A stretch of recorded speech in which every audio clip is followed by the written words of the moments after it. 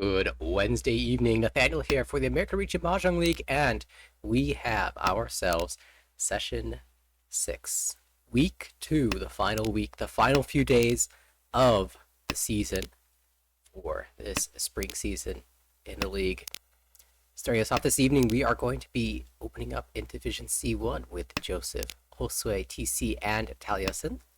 Taliesin will be our first dealers, and on the right will be TC. Across the table is Joseph. This way will be finish this off as the last dealer. In South 4, looking at the standings, as is ever so important in the final session, Joseph is dominating this league. 311.8, well into double promotion territory. And not far behind Josue, aiming to get up to that double promotion zone, needs to make it over 200 points in the 2 remaining games of the season. But both players looking solid for the promotion. TC at plus 24.4 is on the brink, just outside the zone. Needs to catch up to Charles at 92.5, so I imagine we're going to see him going for expensive hands, big hands, try to get there. And it looks like starting off already with a lean towards the dragons. White dragon pulling already, and green dragon to follow. Looks like it'll be a flush as well in the Dora suit. Our dealer building a really nice looking hand here. Already 2 away from Tempai for Richi Pinhu. No Dora just yet in this hand, although it will slot in nicely. Across the table, Joseph. It's a 3 so. Maybe he can make Ipeko. Decides to back away from the pin tiles. Be a question mark on that 7 pin and especially the 5 pin. Taliesin opens up here. This is an aggressive move.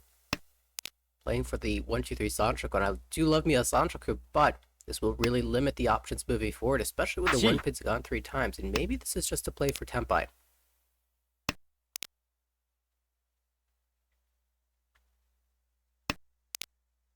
Still on the right, looking for dragons, and not really seeing them. The green dragon appears to be completely live in the wall. The red dragon as well, so could get exciting.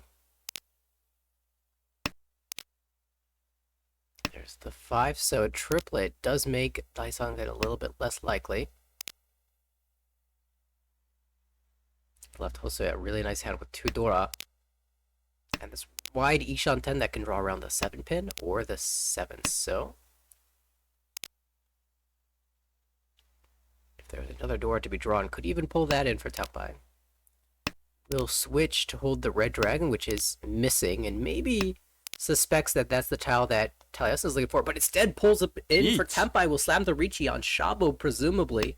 5 pin red dragon once cut. TC, what will you do? You've got this risky 8 pin now. There goes the green dragon. Here's the pull, and what will it be? Red dragon Tonki. So both the players on the same weight, and it is a dead weight. The only danger is that TC switches off.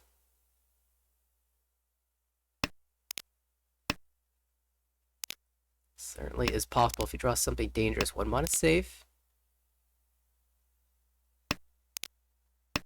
Has to get through. 1 more draw. 3 mon. Just jams that straight through. Loves the Shosangen. And so did Josue. Appreciation, I'm sure. Good job hanging on to that dragon. Alright, we stay right here. Taliesin did manage to hang on to the Tempai all the way through and gets a beautiful high, but already 1 away from Tempai from the start. Ishantam, no Dora yet, but can easily slot one into his hand. TC on the right is leaning towards maybe 3-4-5 Sanchoku or 1-2-3 Sanchoku, something that used that 3 so Dora. Might hold on to both the 1 and the 5 so for a little bit longer than usual, maybe 1-2-3 now that the 2 mon has been drawn. Across the table, Joseph, 7-8-9 Sanchoku is, you know, kind of has the background for that, but you're kind of missing the pair. So we'll see if it ends up just being a Pinhu when all is said and done. There's Green Dragon. Wouldn't be surprised to see a Pon here. The hand is really good for Josue. but kind of overblocked anyway, so just plays straightforward. We'll aim to collect the Ricci stick that he left in the middle in the last round. Yeah, some crazy strong hands at the start of this one already. Our dealer hasn't made it. Oh, Khan? Pawn is not bad either, because after calling pawn of the 4 on, the 2 and the 5 look a little bit weaker than usual, so you might be able to see that come out from Joseph, but Khan there was more along the lines of what I was thinking. We'll just take the chi, and now have the Tempai and 4-7 pin. So are we thinking e-Peiko? We're definitely thinking e-Peiko. Cutting away from the 5, so a little preemptively, maybe not wanting to hold on to that dangerous middle Sotao, especially with the 3-so being the Dora. And the great thing about the shape is if you draw the 6, so you get e-Peiko. If you draw the 3, so you have a Dora, so it's the same value either way. 7 mod, no good here. 2-so, actually not that helpful. TC really locking in on that 1-2-3 idea, but still needs to draw a 2 and a 3. In fact, the 2-so are kind of limited, so might have to shift away from that plan. Continues with the 4, but that's the tile that Josue was looking for. And the Hatsudora 1 will shut it down. We'll collect the Ricci stick as well, and 300 points to boot.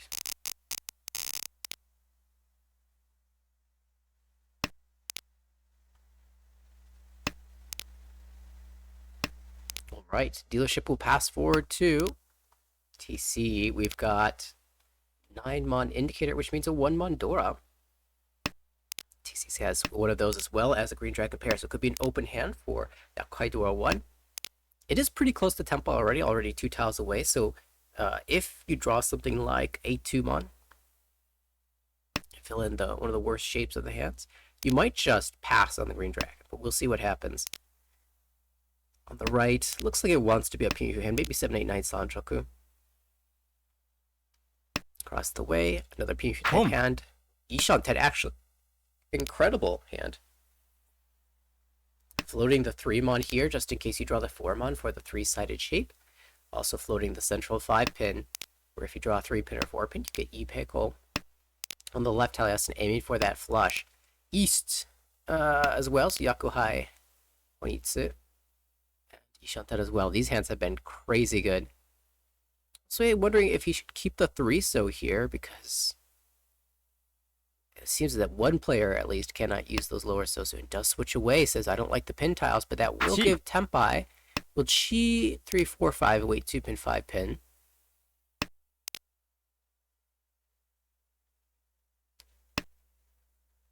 South, not a good call here. Players probably wouldn't expect this to be Tempai already, and yeah, the 2-pin just comes out really naturally from TC. A surprise, Taliesin was already there. No overflow, just that Sumogiri Haku. Very fast flush. And that will send us into East 3. So, currently, the scores are still very close. Taliesin with the lead at 34,900. Even opens up here once again. Looks like it could be another flush. 7-so at least confirms the weak shape is dealt with. And maybe if we draw another Dora, or we draw a completion of the Dora shape, we'll just go for Yakuhai Dora 1.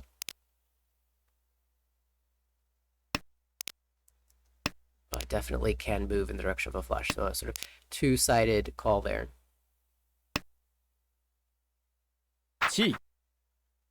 Wouldn't be surprised to see a 4-mon here. And that does appear to be the plan. Now we still can use the 6-mon as a pair, and then call the red dragon for Yakuhai Dora 2. Looking back around various hands.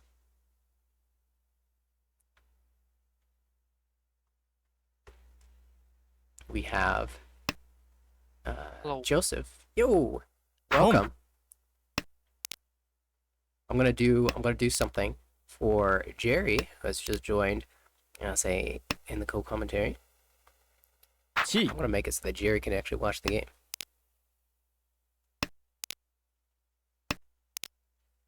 Thanks. All right. All right. Yeah, we are watching our first game here in the Gee. C1 division. What we're looking at, we have 311 points. That's pretty much a confirmed double promotion. Yeah, it may be difficult to not double promote from this position, but not impossible. But Joseph has been playing super solid so far in this game. Taliesin has been going for a ton of flushes. Has already won a couple of them, or at least one of them. Mm-hmm.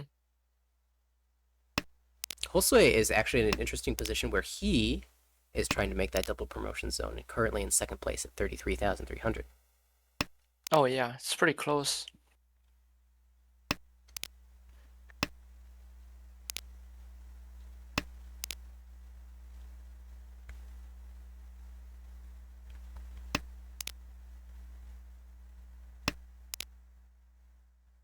It looks like We can see that Jose is reacting to that Hunitsu overflow, breaking the Manzu to defend that.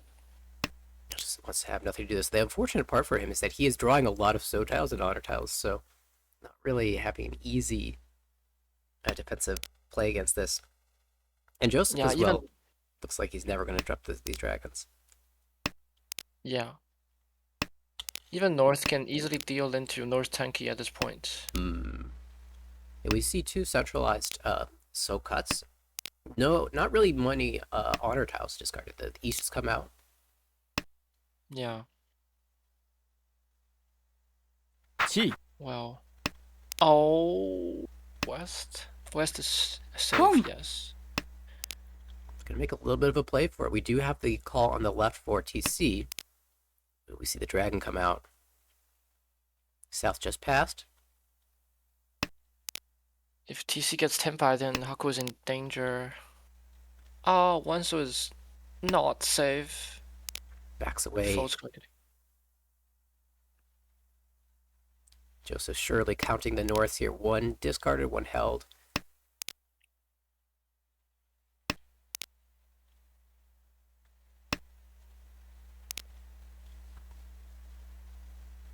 If you're Josue and you draw Tempai, well, 8-so isn't Tempai. Oh, tough spot. Tries the north. Only deals into a Tonki.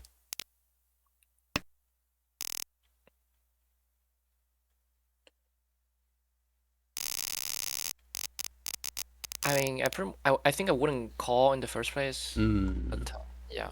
Yeah, that's actually the thing I was going to ask you is the 9-so Chi, the second call towards Ishanten. And then once you make that call, it feels like if you draw into Tempai, you're going to take it. Yeah, I feel like it's like unnecessary given the position. Yeah, it's a real fine balance there between optimism for your own hand and recklessness. But he managed to walk that line pretty well. Chooses the Tanyao. That's always a tough one.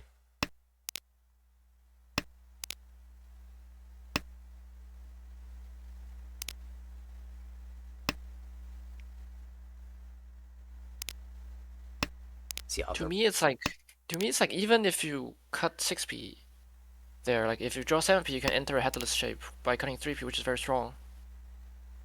And then when you draw door in the future, you don't need to cut it anymore, which is very meaningful. So I think I would probably cut 6p there.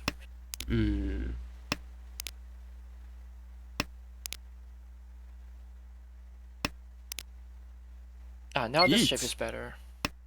But we do have Sarichi from you pick on Kanchan Foreman. AI likes to Dama this kind of stuff in Aka rule. Not sure if it's the thing for Akanashi.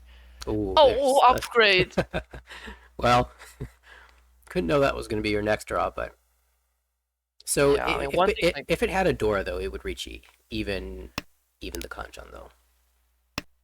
Yeah, but I mean, if you have a door, then it's different for like Mortal versus like Naga. Mortal just pretty much Dama every like middle tile 4, 5, 6 kanchan with a Yaku pretty much. Because you have upgrade on both sides. Hmm. 相撲 Oh, there's the Oh, Tsumo. we got Sumo anyway. Sumo pickle. Cool. Oh, didn't get it. With Pinfu, it would have been 13-26. Not a big difference. He's putting up on a good show for this game, up to 42,200. Also, currently barely hanging on to a positive result in this game, but all of the South round to go. I think it's the dealership once again. When Mondora already discarded, actually, maybe a natural tile for efficiency, but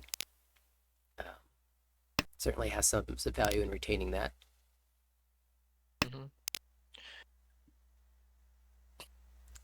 Right. Does C1 has a Does C1 has a demotion zone? It does actually, because there's a C2 division. Oh, I see. Kind of difficult for how do you pronounce it? Taliesin to get out of demotion. Now, like he needs a very big Yeah, first place. and at this point, if you know, it's quite unrealistic to pick up 200 points in 2 games. You just play your best version of Mahjong. You know, you might treat it like it's a ladder game and you're playing for rank. And you just put a good fight for the other players. Of course, we have, you know, you're always incentivized to greed for value and always push on your dealerships, because if you repeat indefinitely on your dealerships, you never know what can happen. But once all those dealerships go, then you're just playing normal Mahjong at that point. Yeah, you can always hit 10 hole next hand. You never know. We have an interesting sort of Sanchoku idea on the right. TC actually cut the 6-0 early, just trying to lock that in. Could get Junchan instead, or maybe if you're lucky and you move away from the 2-so 3-so, you can get Junchan and Sanchoku. Well, no, backs away from that. Kind of difficult now, because like unless you pair up one mon, like the Junchan pair is never there. Wait, do you take the Ricci here as dealer? As dealer, I think you can. Yeah. Looks like he gave it a try to see if he could draw the 6-mon or the upgrade in the Sosu, but even the 5-so draw is shitty then, so I would still consider it an upgrade, but at this, maybe you should just take the reach, apply pressure. Yeah. Okay, not many weights in the wall, just 0 copies of the 3-so. So probably just hoping for Yukioku, but that's totally fine. The hand's not worth that much anyway. Yeah, we call this the Takame Rukoku. Like Rukoku is actually bigger than the hand. Yeah, unless you get really lucky with the Ura, definitely. Yeah. Will anyone fight here? Looks like Hosoya already planning to move away. Still kind of hanging on there, though. The Red Dragon is safe, and the 1-pin looks like it can come out because it's Suji. Oh, it's drawn into Ishan then, so can make a play for this. TC looks like he's out. Tuso's Genbutsu. Joseph If also we can get a Tuso follow cut, it would be nice. Oh, this 8-mon just cannot come out, so we'll try the 5-pin instead. Still Ishan them. Forso's difficult. Yeah, I think Roman is Hosoya... Suji, but we don't see enough. Yeah, I think it's just a fold here. Alright, well, got the Takame. Yeah. So now up to 44-2. 3-so door this round has 1 copy. Reasonably strong shapes as well. Could be another good hand for him. On the right, 1 completed shape and a couple conchons to fill. Has some work to do, but there are 2 copies of the door, so TC has some value to play for. Across the table, looks like a standard Pinyu type hand, although a couple pairs. We'll need to turn one of those into a sequence if that's the case. Does draw a Deuce-Dora connector. On the left, it looks like another Pinfu type hand. If you can feel the 7-mon Penchan. Yeah, Dora connector. I like that expression. I should use that as well. Even if I have a hand that has no Dora, if I have tiles close to it, I'm still feeling pretty confident. Yeah, I think as TC you're supposed to cut 1s for the 2, 3, 4. Because like hang 1, on. 2, 3. Yeah. Hang on to the 2-pin for some value ideas. What do you think about the idea though that the 1-so allows you to draw the 2-so a couple times, or 2-so and 5-so, make 2 shapes with the Dora, versus locking in the Dora pair? I think lock-in is better for like you can also have the choice of Tanyao open.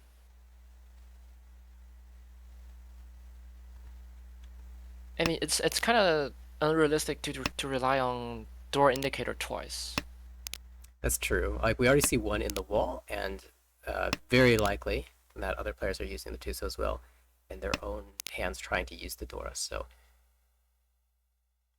seeking maybe Tanyao, 2-4 Sanshoku, and Dora 2, just other routes to value might be worthwhile. I don't like that 1s cut. You're cutting away from Realman Dora acceptance. This hand is not perfect for Tanyao. Like the 6-9 is not confirmed to be Tanyao. Yeah, and the 4-tile shape in the pincer is actually not as helpful as it usually is, because, well, one of your connections is 3-10, but also you don't need another block. You already actually have enough blocks, so it might be better to strengthen the existing blocks that you have by holding onto that one, so giving yourself the Dora draw. Yeah, it's like 2-so Dora indicator, 8-so 1's cut. How much can you rely on this Champong? I don't think so. Yeah, really putting a lot of emphasis on that last copy of the 8-so. Just add some extra strain to the hand. We'll see, though, what happens. More bond tiles for TC. 3-1. I think it's pretty straightforward 6-1 there. But there's the 8-so, fills it, and a chance at Tanyao 6-9 mod wait. That's not Tenpai. What do you do? 2-1 Genbutsu. I feel like that's the only choice. Suji 5. Shongpai double Suji. Sometimes dealing to Shampong. Safe enough, I guess. It really wants to fight with his hand with Dora 2. A 7-so's tough though. See 2 5-sos? 2-1 Genbutsu. Yeah, 7-so's a hard push, but we'll see. You know, against the dealer, it's even worse. Piece Genbutsu as well. Decides to cut 8p. Yeah, maybe he has just decided that he'll never cut 3-so 6-so, so no need to take the Ishantam. Yeah. Oh. 6-so. It's gonna slam. That's a Tenpai. Oh, actually correctly slam on the 4s. Very impressive. It goes through, and no draw, no height symbol for TC. So it will go to Ryukyoku. Only the 2 players stand by, but dealer once again will stay in his seat. And now 3 Richi sticks, 2 Homba to collect. This hand for dealer not so easy to call. This is the hand where I start with 6p. You just play 6p and say this is probably Chanta or Yakuhai. Yeah, because Dora is 1s. That's true. I mean, the draws are kind of moving that direction as well. On the left, we also saw a call that is not Yakuhai East, so maybe that's also a Chanta play. Yeah, it's a really important part of the strategy in Akanashi. Where like you don't have Aka 5 pressure, so like you can just go Chanta whenever you need to. Hopping in here. Hello, hello. Oh, hi, welcome. Chica. Congrats on the... I don't know what's that called, but congrats on the win. You're going to Japan next year, I guess? Yeah, thank you. It's the Paris Mahjong Festival. Mm. It's a really fun little event hosted by Amos. Yeah, fantastic stuff. It'll be really fun to play in Japan too. It will be, and there's going to be a couple of pros and M leaguers. I'm excited to go and see what happens. It's a pair tournament, which in itself is a different rule set, and a whole different way of thinking. But I'm very interested in this Honitsu over here on the left. It very could be, right? Like if we are dreaming a lot, I can see a Honitsu Chanta potential Dora 1 for the 8,000 sniping 3 Ricci 6 and 2 Honba. What do you think? Yeah, I feel like when you drew that 2S, that's like a decision point where you could keep that for more Honitsu potential. And also, Tuso is your only pair at the moment. On the can't left? cheat that unless you break 3-1, man. But then it's Cheat. Dora acceptance. Do you really want to? Okay. Okay, we're just gonna take the Honitsu Nomi. It's still 2,000 points. Gee. Oh, And honestly, anything is worth it right now just because of the 3,600 points on the table. Especially Yeah. for Sway, just because that would also get him above 30,000. Yeah, Josue needs to collect 27.7 points in 2 games for a double promotion. Gee. So that's Totally very doable. important. Yeah. No, I played against Josue this past weekend for the Paris tournament, and he was on such a hot streak, to be quite honest. I think in the first day, in 5 games, he got 5 firsts. It was extremely impressive. Wow. Yes, with M League, Uma plus Oka, like you can just that's imagine huge. his placement. Yes. yeah, that doesn't surprise me. I've seen him play. Actually, I got to play him in the finals of a tournament in Texas, so definitely know he has that winning prowess. Absolutely. It is that same winning prowess, though, that unfortunately led to his downfall in one game where he was negative 30,000 points. Because, when you gotta take those risks sometimes. Yeah, sometimes you get a good hand, you fight for it, and you lose, and then you have to take a chance, and then you lose, and suddenly the outlook is bleak. Home. But the outlook looks good here on that Pei Tonki. Ooh, could switch.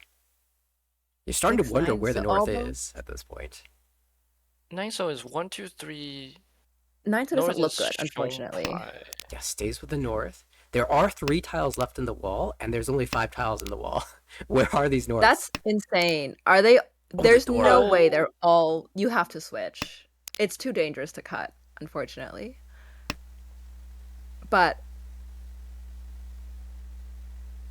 where are these norths? There's no way there are 3 dead walled. They're 3 dead walled. Oh my god, 3 There's that wall. 3 dead walled. Oh my god. Well, you know what? Well- This is a fine outcome as well. Well, now we have 3,900 points. We have Taliesin here, giving up the dealership. Now it's TC's dealership. I type by. Very nice hype high. 1, 2, 3. Easy 1, 2, Ikeiko 3. Sanshoku. Yeah. I would love to see the Ricci Pinfu Sanshoku Ipeko Takame win on the 1-so here. That's true, but I have a Just question get a 2-man. for both of you. Which one of you would be willing to open this hand if the 2 mon or the 1-so came out?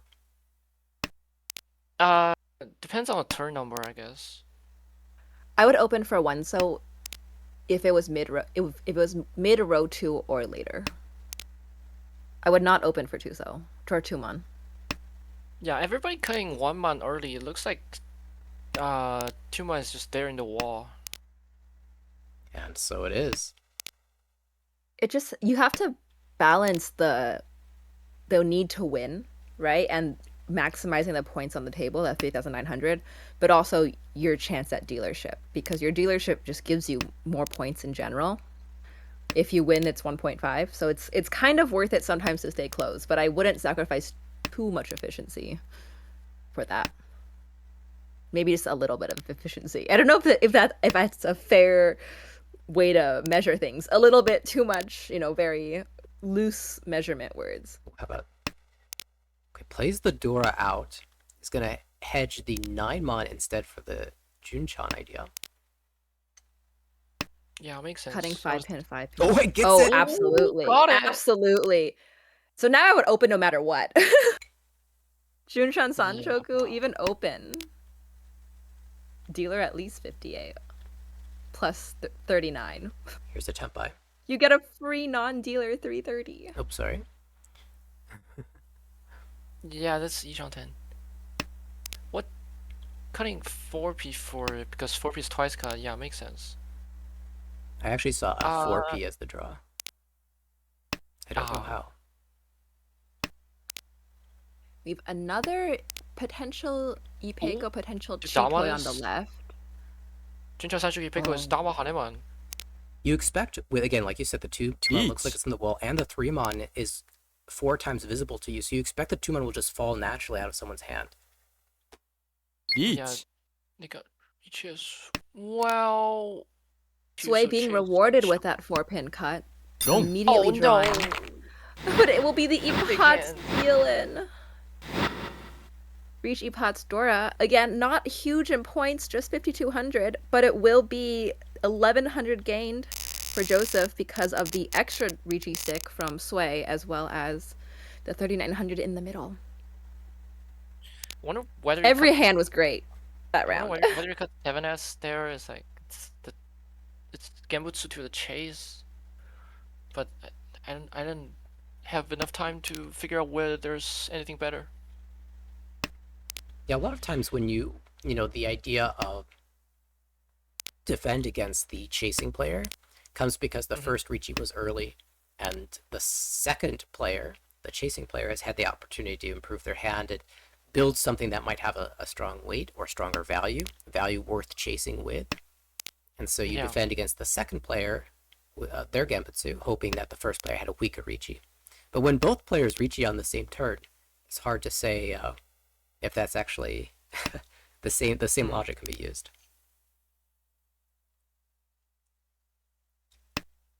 I think balancing that is actually very interesting because if you say the first player, right, has a very quick reachy and then a second player chases, sometimes the second player is chasing because they got to Tempai and have no safe tiles, right? So there's nothing, it's not worth it to fold with nothing or fold with one safe tile and then run out of safe tiles and then you ruin your chance at winning, even if it's just 1,300 points, right, for Riichi no Mi.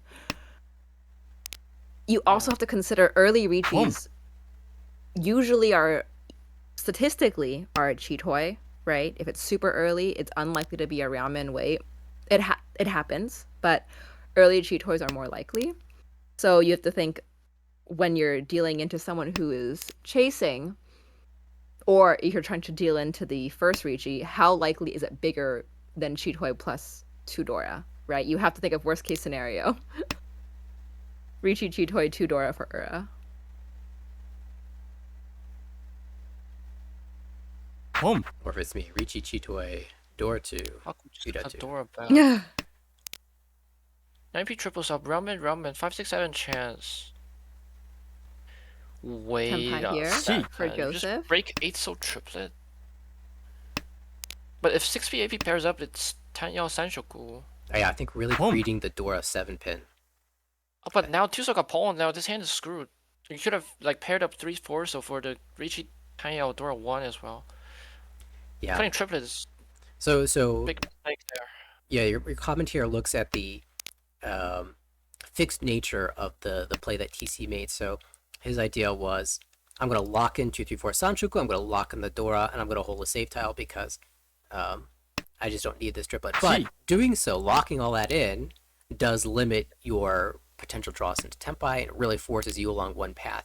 And that is a little dangerous because if something happens that messes with your plan, then you can be completely lost at that point. And like you said, that Tuso Pole really does hurt the possibilities for the hand. At least the 2-4 Sanchoku becomes a lot more difficult, even if there are still 5 so to draw. And actually, there are no 5 so to draw, so this is going to be tight. But we're going to see Ricci Perfect draw. needs to see the Tuso, but instead the 5 will come through. Yeah, like ASO is also like like feeding dealer too early. It's like ASO immediately fed dealer into Tenpai, and then you got Tenpai later, but it's like too late.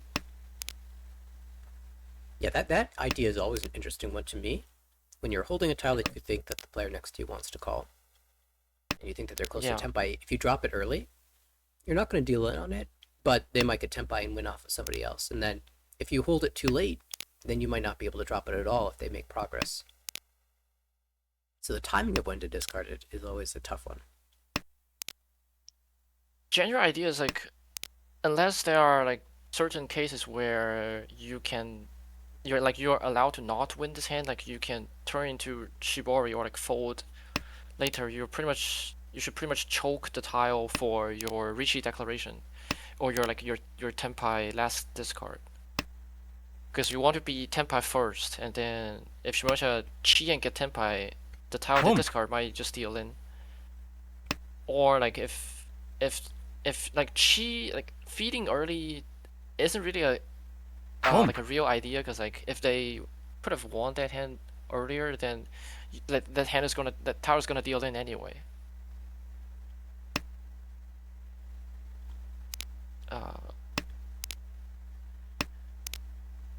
Sui's hand is potentially Toy in the future. 地位 I want to look at Joseph's hand because this is the kind of hand where I never know exactly what I want to do. It's not terrible, right? But it's also not great. And as current like second place, I want to maximize this dealership to try and get into first place. But I also don't want to push a hand that's not super worth it against two open hands. Is it time to cut Haku Haku and just, have safe tiles? Do we think they are Tenpai? Is it worth pushing this cheap hand? Or is it just, again, now we have Tenpai over here on the right, and we are nowhere close as dealer? I feel like as dealer, you are pretty much forced to Shibori Shimocha, because like you don't want to get Shimocha above 30k. That's the best thing you could do already. Like cutting 5p there is really risky. Now you're Ishan. Probably 9-so cut here. 9-so cut. We'll lock in the pair of 1 pin, hoping to get the Haku Anko for more value. Yeah, 3-piece. Oh, but it actually saves him from dealing in, actually.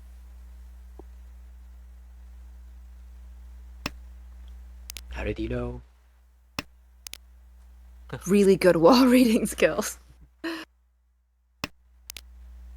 Already Shibori like 5 turns ago, but yeah, I will deal in here.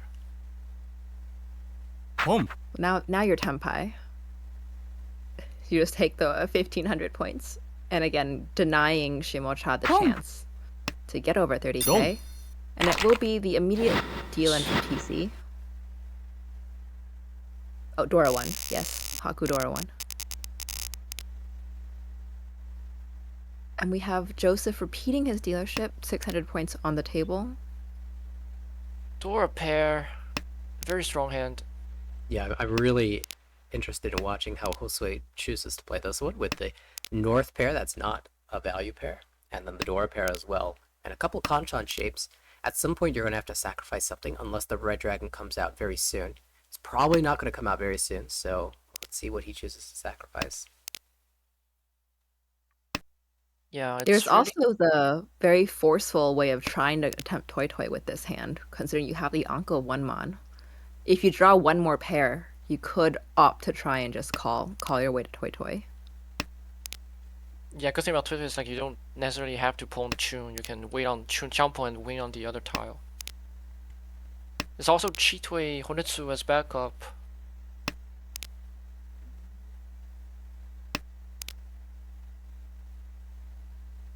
Still 1 red dragon left in the wall though, so it's not dead. Ooh, Anko of 9 pin here for TC. Ooh. And is gonna give up the 8-so? Interesting. So maybe looking what is TC's condition? Maybe this is a misclick. No, maybe they were I do think that this is an intentional play towards a more valuable hand than Richinomi. I think TC recognizes that here in South 3, Richinomi isn't going to get my condition. I need to build something big. And so he's hoping to get maybe even Su Uncle. Slan Uncle is very possible here. We also we see 1/7 so across the way in Talison's hand. Yeah. Am I saying that correctly? Home. Oh, and there's the I'm tune not sure. finally. Oh, So we Chu pair. actually have Sway in Tempai, 7 so Kanchan here. So now 7 so is a very needed tile for everybody, except for Joseph here. So hopefully he's not the one who draws it. And now we are Oh. shifting down to 4/7 so. Beach. This Dora bomb here, and it will be the Ricci from Taliesin. Absolutely crazy, considering you see the Dora pawn on the right, but says, I have enough value. Will be 3-mon, so for Ricci Ipeco, it looks like. Oh, and it Oh, does the draw the seven. deal in 7, so Ron. I'm sure Taliesin was just saying, pawn, let me call that right now. And then it would be the deal in to Sway. Well, unfortunately, this looks like a confirmed demotion now for Taliesin, losing that hand.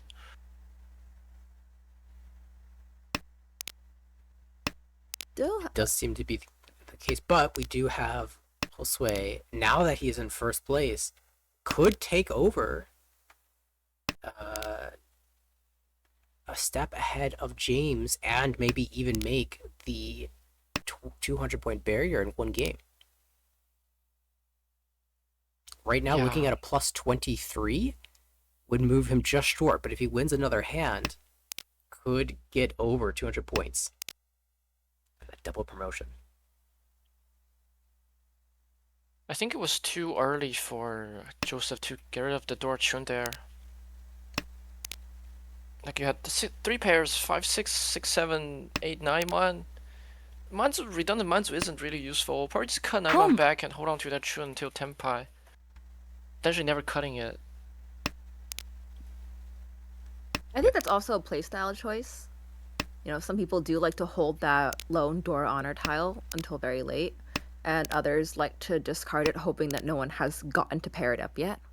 So I think that that's a decision you make based on how close your hand is to Tenpai. If you're sacrificing a lot of ukere or tile acceptance Yeah, by right, keeping yeah. this tune. And It I also think depends on turn number. Like there's a certain turn number, like turn 6. After you pretty much can't rely on like people not having the pair. And I If do it's already think then Joseph did cut it like end of row 1, if I'm not mistaken. I think he cut like turn 9 or something. Like that was pretty late. Hmm. Yeah, That might be a little late, but if he was Ishan 10, I could also see wanting to keep it for tile acceptance, or keep the tile acceptance open. Yeah. timing of those cuts are Although always quite interesting. But we do have a couple interesting things. Khan across the way from TC, and now Tenpai or Joseph holds the Dama. Pivot 2. That'll do it. That'll take first. And Joseph not necessarily playing for much more than to end the game here because he's already in a very strong position. Joseph already guaranteed double promotion. And it will be the Sumo Pinfudor too. 1326 with no Ura. And Sway will be kept back from getting into plus 200 this game, but he still has one more game to play. So Hosui gets 11.2, which brings him to 183.5. So he needs 16.5. Even bigger second or any first, pretty much. Yeah, it's like a 41,000 point second approximately, or like you said, most first places will do that. Because first place automatically gives you plus 15, so Josue will be angling for the first the next game. TC, the other important player here for promotion considerations, did take the fourth. And actually, this is really cool. So let's take a peek at the overall standings. Now, we always talk, especially in the lower divisions, about bonus promotion spots. Not just the double promotion to the players that are over 200, but also occasionally the upper divisions need to fit more players in. And so even if you're not in one of the guaranteed promotion spots, as all the players up to Charlie in 7th place are currently in one of the guaranteed promotion spots, even if you're not one of those, sometimes you can get the chance to promote anyway. So Michael is in a good position to get a bonus promotion spot if there are any. Same with the other Michael. But you have to finish positive in order to get a bonus promotion spot. And there are very few positive players. In fact, Michael X is the last player who is currently positive here in 9th place. So that's only 2 bonus promotions away. It is very important now for all of the other players who are, still have games yet to play and are not in a good position to make one of the guaranteed promotion spots to at least get positive. Now that's Catherine. Looks like she has games. And TC, very important for him to finish with a positive 2nd place at least. And then Farah, James, Drew, they all have finished their games, but Nicholas still has a few games left. So he could potentially move into the positive zone as well. So yeah, it's going to be very important, especially for those 3 players, to really work hard towards finishing the positives, because historically speaking, in the lower divisions, a C2, C1, there have been extra spots available. And although the number of bonus promotions have been diminishing as the ARML, as the league continues to grow and sort of solidify its divisions, still I think there's a good opportunity. So really, really, for if you're watching and you're one of those players, fight for in your next few games, as you could, even if you just pick up 5 points if you're Catherine, or 6 points if you're TC, you could still get that promotion spot. Speaking to that, Michael is done with his game, so he will remain positive no matter what happens, but it is bonus promotion spots as needed, right? So if TC can sneak up above Michael X, then if there is only 2 bonus promotion spots, he would get it instead of Michael. So it's important to not just look for, can I get positive, but it's, can I overtake the most recent positive, or like my nearest opponent, which would be in this case Michael X. Exactly. And I was just chuckling there because I looked at the games that were going live right now, and I noticed a few things that I found amusing. First of all, the next game of the series that we're watching has started, so I think we should hop into that. But also, playing right now is Catherine, who is in one of those close positions. She's playing her 2nd game of the session, and so they could even play all 4 tonight. If so, I'd want to try to catch some of that.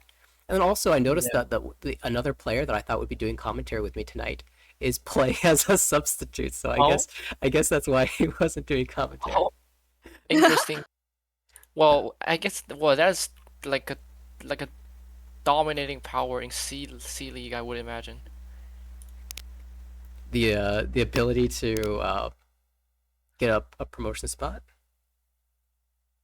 I noticed a very interesting trend. Are you trend. going back into this game? Oh yeah, it's the same table as the previous one. Okay. I noticed a very interesting trend, like looking at the C1 data. The rank of the total point is pretty much the same as the rank of dealing rate. Like those with the lowest dealing rate are top of the league, and those with the highest dealing rate are the bottom of the league. It's not the same with win rate. Like those who are at I remember at 16th and 17th has pretty high win rate, but also high dealing rate. So interesting trend. Is that a reason to like prioritize defense theory over efficiency? Yeah, that's interesting. This is the sort of analysis that we frequently end up doing at the Endgame show. So if you want to join that, we would welcome your analytical brain. Oh, sure, yeah. I mean, as a scientist, I love analyzing data. Yeah. We have some very interesting hands here. Each. We have a Ricci here on the left for Sway, waiting on 4-7 maybe. We have across the way, we have a Itsu potential Takame on 7-so, but waiting 7-so 9. Oh my god, and then the 9-so Tanki on the right. So that was insane. We had 3 Tenpais, 1 Dama for the Itsu Takame. And it just got there. It's sometimes when you're like, okay, this is totally safe against the Ricci, and then it deals into some other player's Damaten, and you're like, that was not supposed to happen. Yeah, actually, I was a little surprised that Joseph did not declare the Ricci because it was a two-sided weight. The 7-so had been discarded a couple of times, at least once already.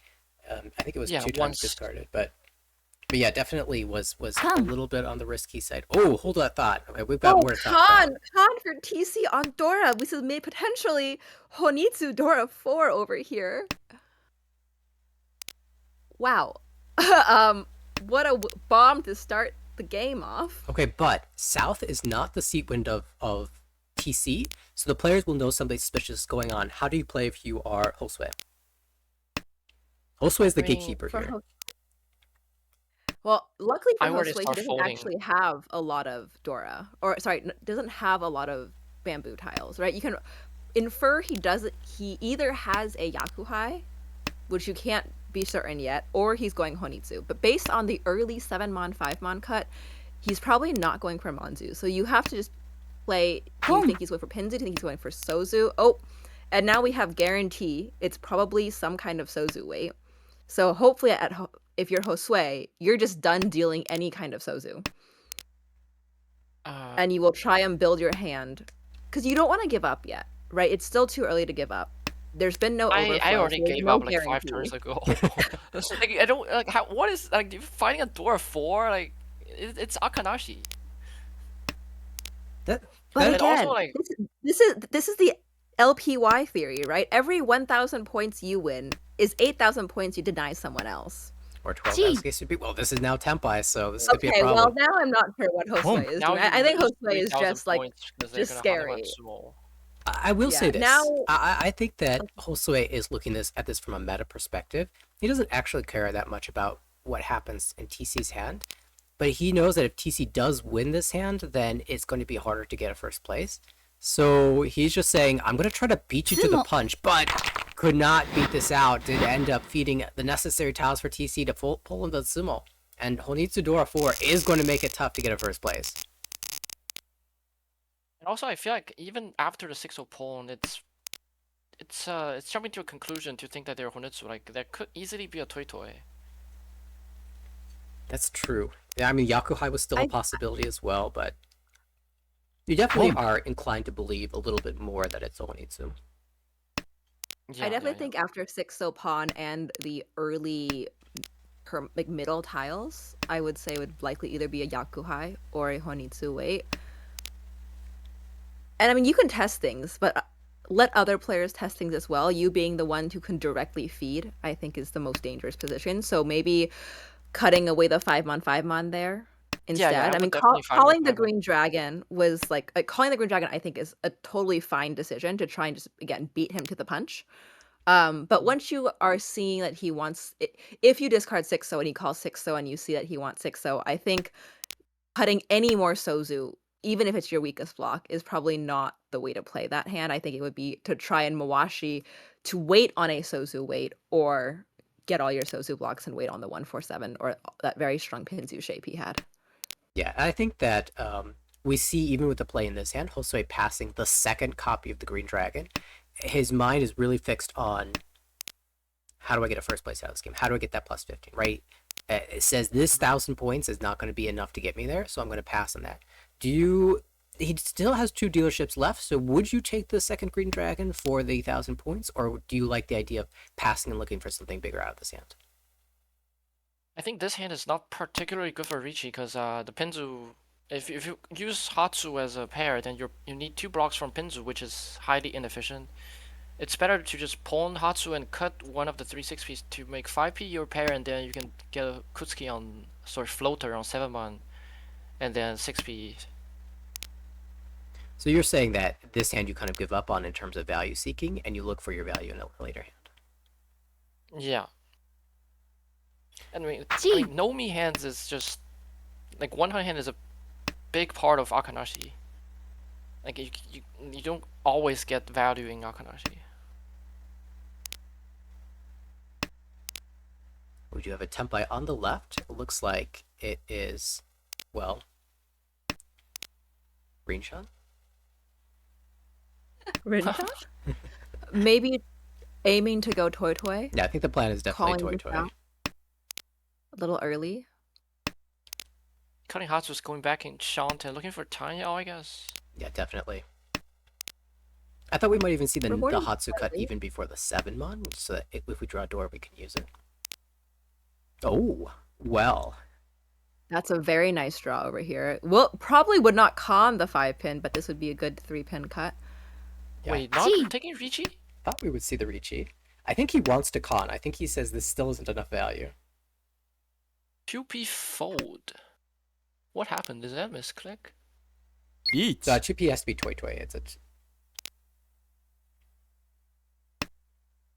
But, okay, the Ricci does come out. 4, so immediately drawn, but doesn't drop it. No Ipatsu here.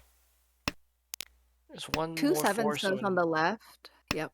So two more not sevens. many tiles to win on remaining. 1 4 so 2 7 so's. And we have the Toy Toy on the left probably fully folding out. You know, not Tempai. It's actually kind of hard And for it to lots of fold game. here.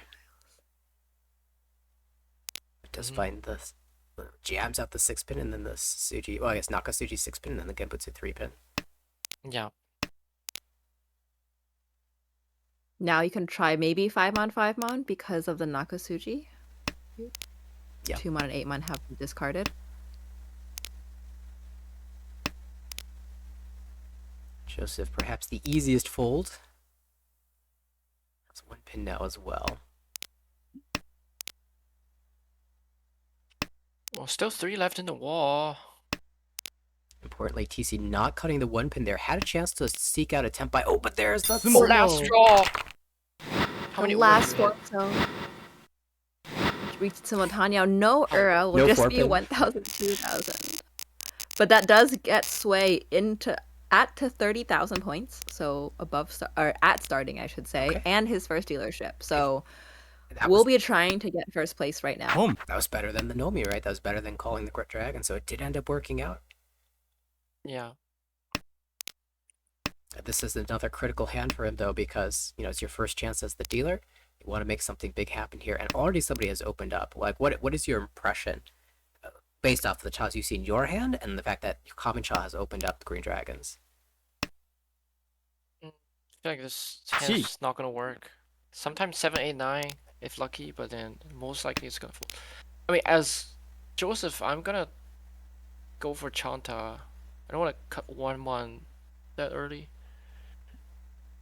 As Joseph, I'm going to do whatever I can to just win 1,000 points every single hand for the rest of the game. Because I'm already in first place in the league. This is my last game. You know, there's no reason to play anymore, right? Josue is almost surely never going to pass you. So it's in Joseph's best interest to just end it here. Secure his division first and then just take the double promotion. It's everyone else who has something to fight for. TC, one of them slams a Ricci here. Ricci Pinshu 4-7 pin. 4 left in the wall. Turn 4 Ricci. Look, sorry, turn 5 Ricci, pretty strong. 1S is safer, but it's Dora. You know, there That's a is tough choice. There is thoughts here. If you are TC, do you want to wait? You have really nice shapes. You could maybe upgrade into a Tanyao. But there's also the fact that Josue, your direct competition right now, is dealer for first place, and you want to maintain that first place. So I definitely agree with the Ricci slam, but just some people could consider maybe waiting until turn 6 end of row 1 to upgrade to that Tanyao.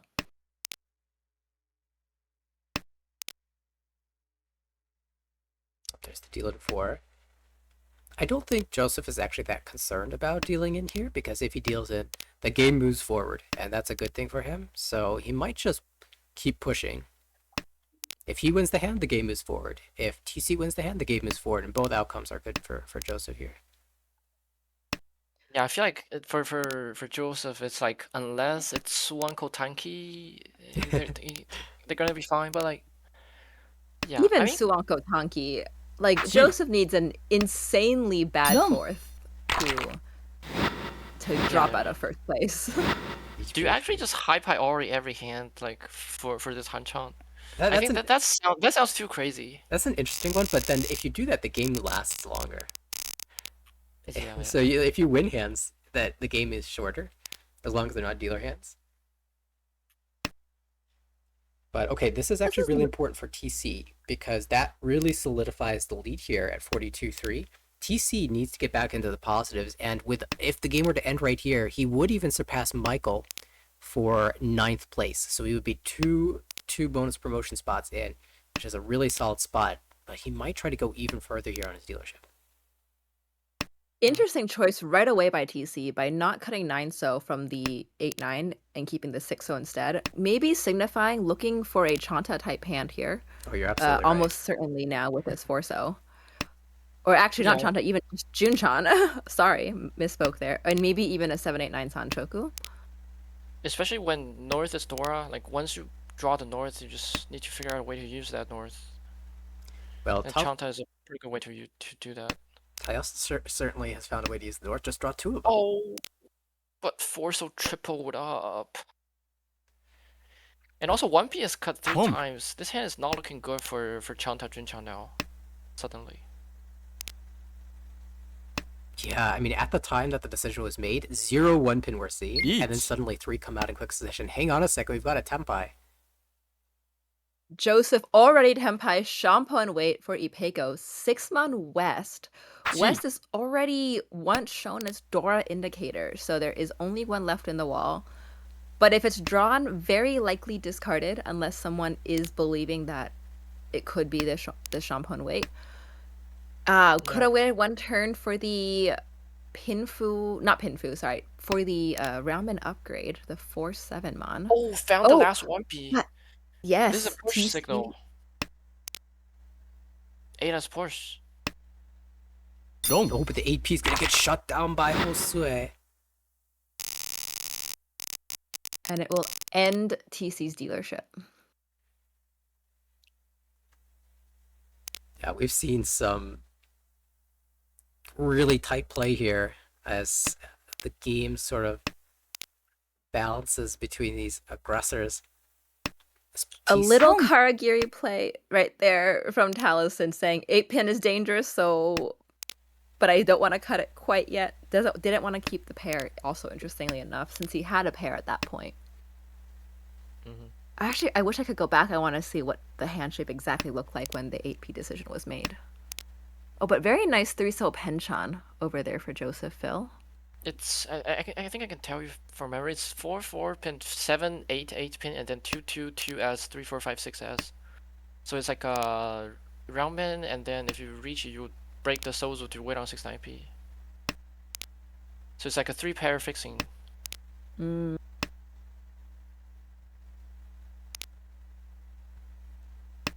Jerry, you have a much better memory than I do. It's immediately gone from my head.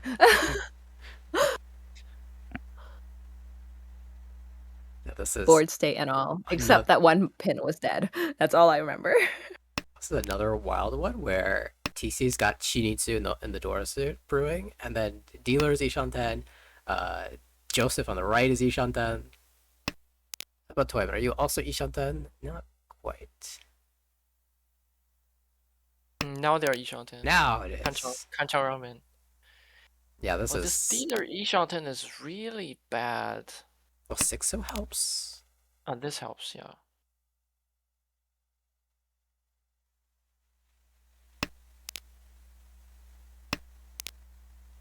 Another 6-0, this one too. TC, that helps the Chinitsu along.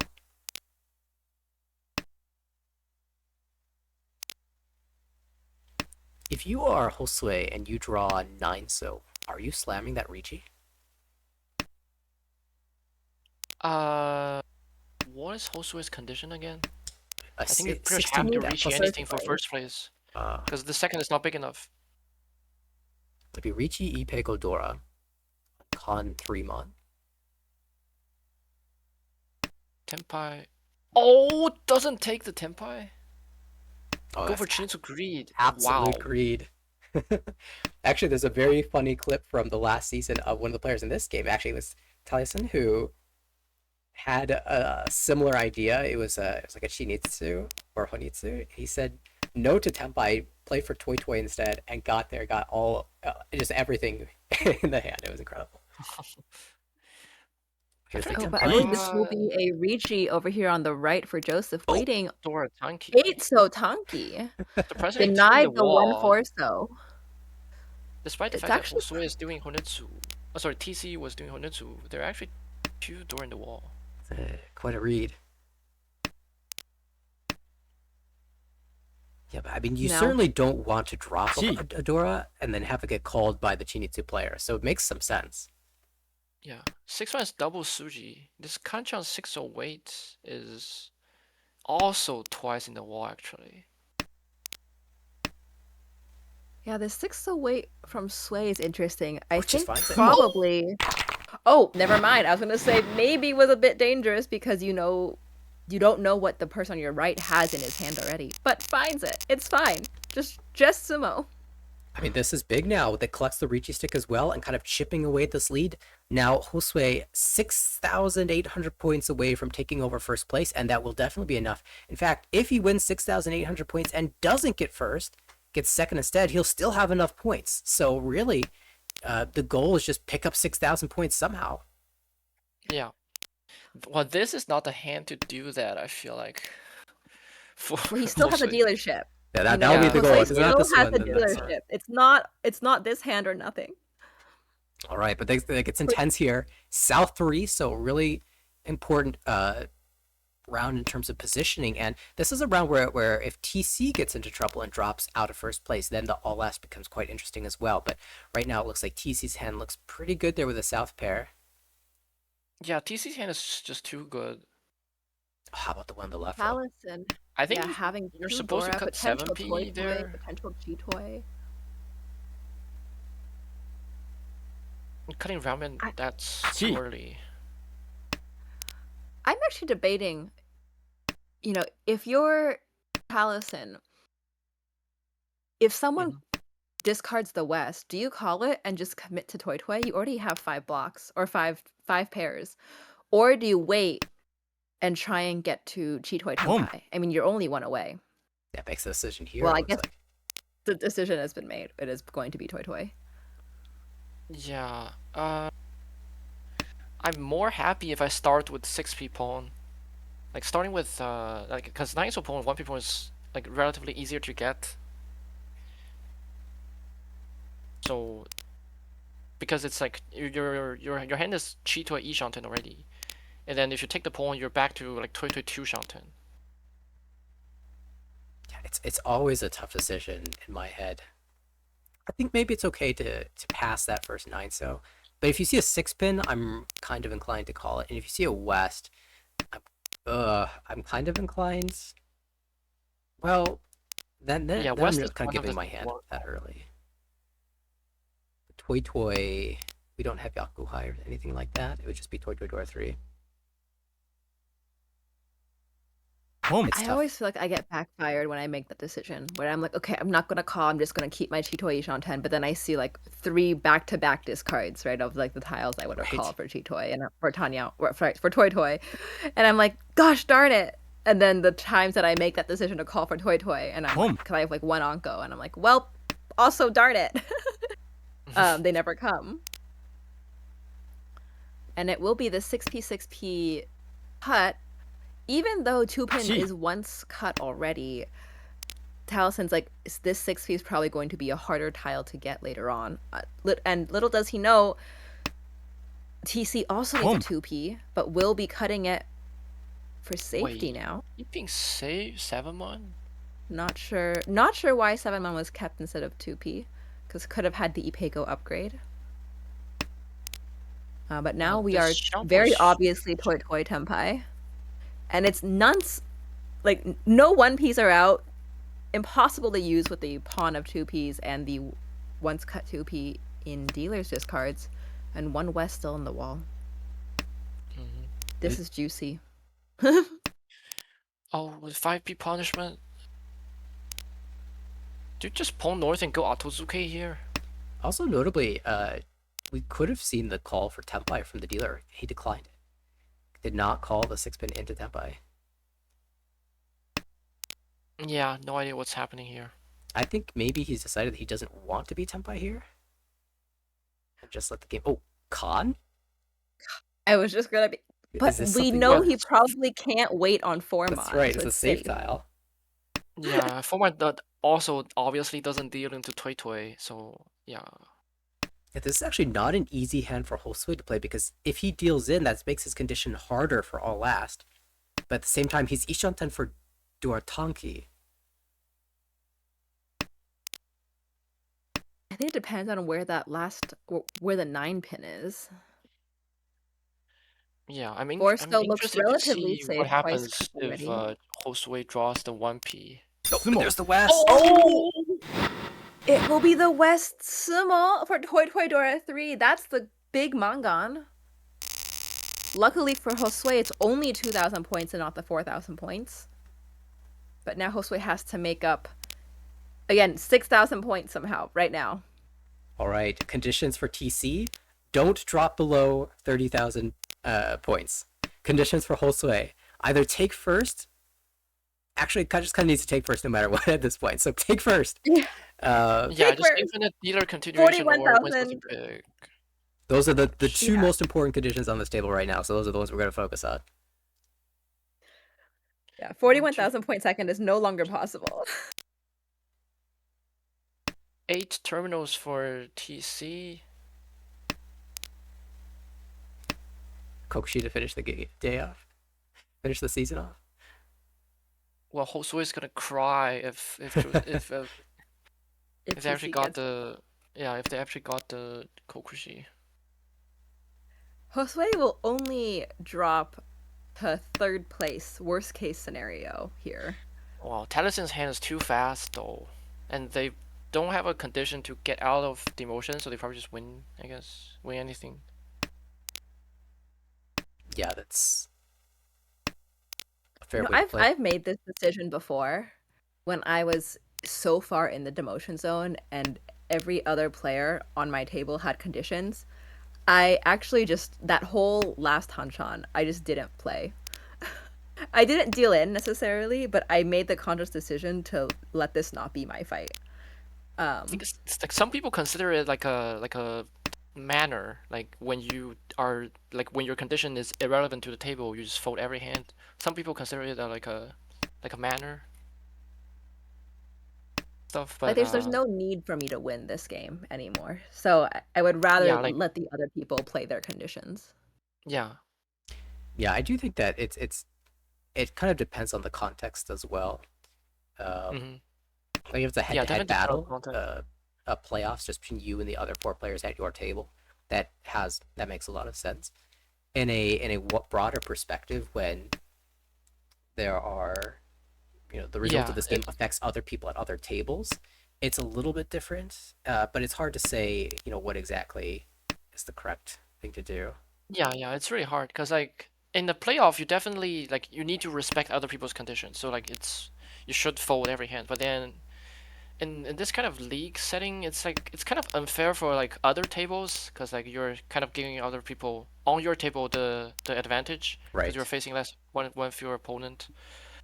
Yeah, it's- when in a Definitely wider see that. perspective, you are helping the players at your table, which hurts everyone else in the league. 리치. It's not just that you're playing against your own condition, but here we go. Josue finds the Tenpai and just slams immediately. He's not going to wait any longer because we're in row 3, and that Kokushi attempt is going to have to stop, otherwise it's going to deal in. A 5P's not stopping. It doesn't look like a stop. Yeah, it's Nakasuji, but it's not necessarily a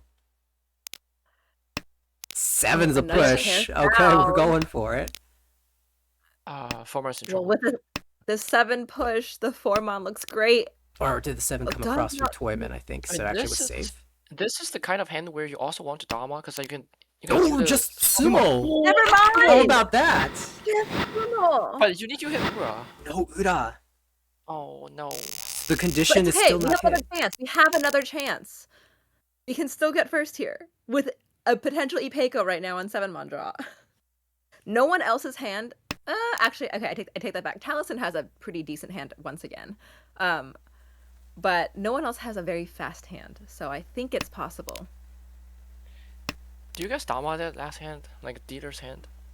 No, you don't have a win No. condition. You absolutely take it. You take the Ricci. I'm a big fan of upgrading, like Dama for upgrades early in the hand, but I don't know if I'd be able to Dama that late. There's too many upgrades. There are You a can million also do the upgrades. soft calling trick to cheat the 4-7p, and cut 1p.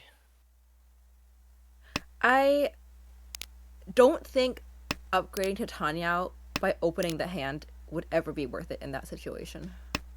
Well, I mean, I guess my thought is just how much value does putting the stick out on the table and throwing pressure to the other players? Is that worth the lack of flexibility? To me, it's like that hand is basically the same as Rukoku. So it's not worth Ricci. Like if you ever go Ricci, then like if it's sumo Foreman, then you like first and Ricci on the 1p, because it's the same as Rukoku basically. But Sumo and Uda hits your condition. And there's also the case of, looking at other people's hands. Do you think they're progressing fast? Do you think they could just be Pinfunomi? Again, TC doesn't need a lot. If he just takes the win right now, he makes his condition, right? Joseph doesn't need to do anything. Well, but So TC there is doing is- Kokushi, that you know. Yeah, that's true. I Oh, think we TC is could doing spend the Kokushi, entire but- entire segment analyzing that hand again, but we have Tempai again. Oh This my time god. with Dama. Well, but this is more like a Ricci. Because like, There is no upgrades. I guess if you Yeah, draw, like- oh yeah, just size. Yeah, Okay, I should reach you this. Sometimes I do that actually. I'm like, I think I have some upgrades, and I'll look at it again. I'm like, wait a second, I should just No, I be a reach don't. right now. But if you did draw 6 mon, then the Entotsue 9 mon for 7, so is a kind of good actually. So I don't think I wouldn't say there's no becomes Ricci Nomi. I think that like the real upgrade is something like that like that one one, of the like, Sananko you draw. need to draw Sanako, and then like for example if you draw 5 or 6 and you dom with the Peiko again and then draw another 8-9 for Suanko. That's like the real upgrade route. It's kind of too far. All right, well now That's really far. That's a dream. That's a dream right there. Upgrade to Suanko happens. oh there's Suanko Tempai. Wait a second, that's Suanko Tempai. Wait a second. Like, there's no way Hosue wins this hand, right? There's only one 7 on the wall, so we can spend the rest of this hand seeing if Suanko would have happened. Amon is 1 in the wall. This doesn't matter. 7 mon. That was Yeah, the there last are no 7 6 so left in the wall, so it's that last 8 mon that came out. So actually, no, the Suanko would not Gee. have happened. Well, that Oh, are we gee. gonna see? We'll be conform on Oh, weight nice K10 effort from TC. for Taliesin. Yep, K10 for TC. Could not get there, but good try. 2 players Tempai, and look at this gap. Wow, that's really close. Really close. 800 points. But again, like even if you overtake to first as dealer, you still need to play a +1. That's right. So it's really Yes, you have to difficult. protect that first. So your first needs to be big enough to take someone else's Simone on that last dealership. But it will be a very quick quick pawn right here on the tune. We'll try and just take the quick 1500 points plus the Ricci stick plus the 600 Honba and say, hopefully, I win this and it's enough. We have 1 Dora. Oh, That's just a pair. Yakuhai, Dora 1. Yeah, the second Ace is East already just dead, came out. so- But you do need It's a a pair in your pair. hand, so Yeah, it's a good pair to use. Still would like to use this 9 mon Dora. yeah, it's gonna be tough. But I'm more important, I guess, than the door is just winning the hand. So I think he would sacrifice it for efficiency. Even now, Who knew 6,000 points was so hard to get in Akanashi? Mm. I want to go back to that earlier comment from the Twitch channel, but like I don't think it's a breach of etiquette. I do for either zensuing or kind of folding if you don't have a condition to play. I think it just depends on where everyone else is in the league, right? If you're the last table to play, then no one else has anything to do. If you are the first in the last session, maybe there's argument there. But if you have no condition, it is also sometimes seen as rude if you try and like if you're not trying to win Yakuman to get out of your condition and you just win Pinfunomi hands throughout, like that also could be seen as rude. So it's I think like everything in Mahjong, it's a balancing act. That 5-pin, it's gonna come out! Josue will collect the win, collect the reach stick, collect the homba. He has his condition now, he's in first place, but now he has to escape. Or keep winning. Yes, he has to escape. He could just win one more time, right? He has decent shapes. I feel like if you cut Chun, it might be better to actually cut Dora. It's actually a very interesting condition here because if you look at the point difference between Josue and TC, it is not 3,000 points or bigger, which means if TC and one other person is Tenpai at the end, and then Josue and the other person is not Tenpai, the Ryokoku payments would actually make TC first. So he has to at least be Tenpai at the end of this if it goes that far. Yeah, if TC declares a Richi, the gap is 3,300 points. That might just be a fight. I guess the best condition is like the gap is above 2k, so you can tank Mangan Sumo from, but only from Joseph. Because if Tennyson gets Mangan Sumo, you lose your first place as well. Yeah, this is rough. It is not a good spot, but Josue has a chance now with Itsu, so a chance to open the hand. For the straight needs 2 so 4, so. Once you win this hand, then the gap will be above 4k. That's where you can just start like high priority for like fold for first. Not yet. So a very important draw for TC. He can call for top. Cut 9 over Tanyao. Cut 4 for Pinfu. There's no Sanshoku, so you probably just cut 9 for Tanyao, I guess. Yeah, we have 3 Honba on the table, so even just winning 1,000 points means you win 1,900 points. Yeah, 100 sumo will be enough. Yeah, that's right. Actually, winning a Tanyao Nomi from someone else, Josue still got first place. That's right. Release the chi, we will. Which contract? How to make the decision? Both 3-ma and 3p looks really bad, honestly. Yeah, tries the 3p. That one was more alive in the wall, I think. Oh no, they're equally alive in the wall until that 3-pin was drawn by Taliesin. The unfortunate backfire, and it will be the call for Tenpai from TC.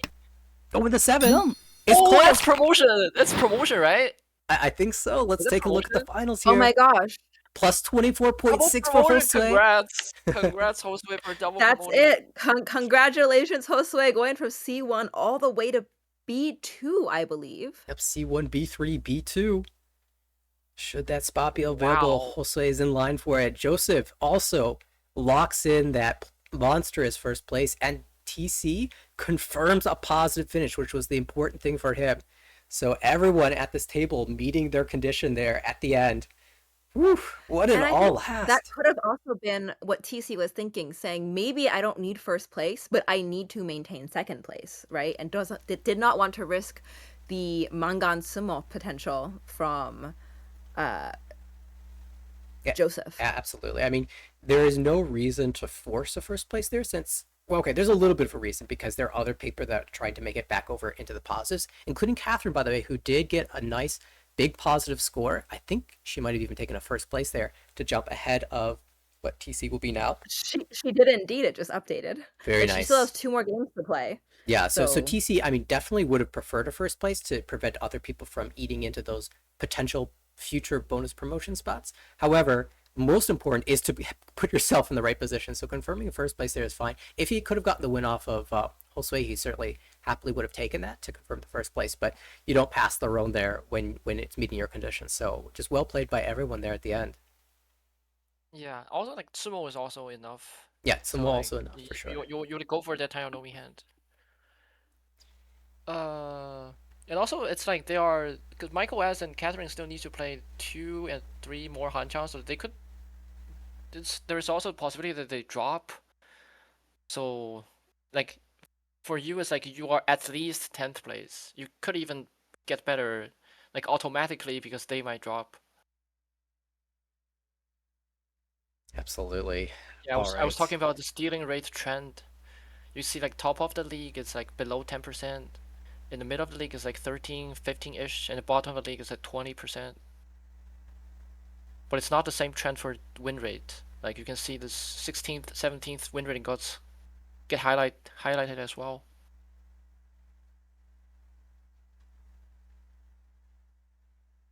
Yeah, the interesting thing about the C1, C2 division, a lot of players are newer to the league. They've just joined a league, but that doesn't mean they're new to mahjong.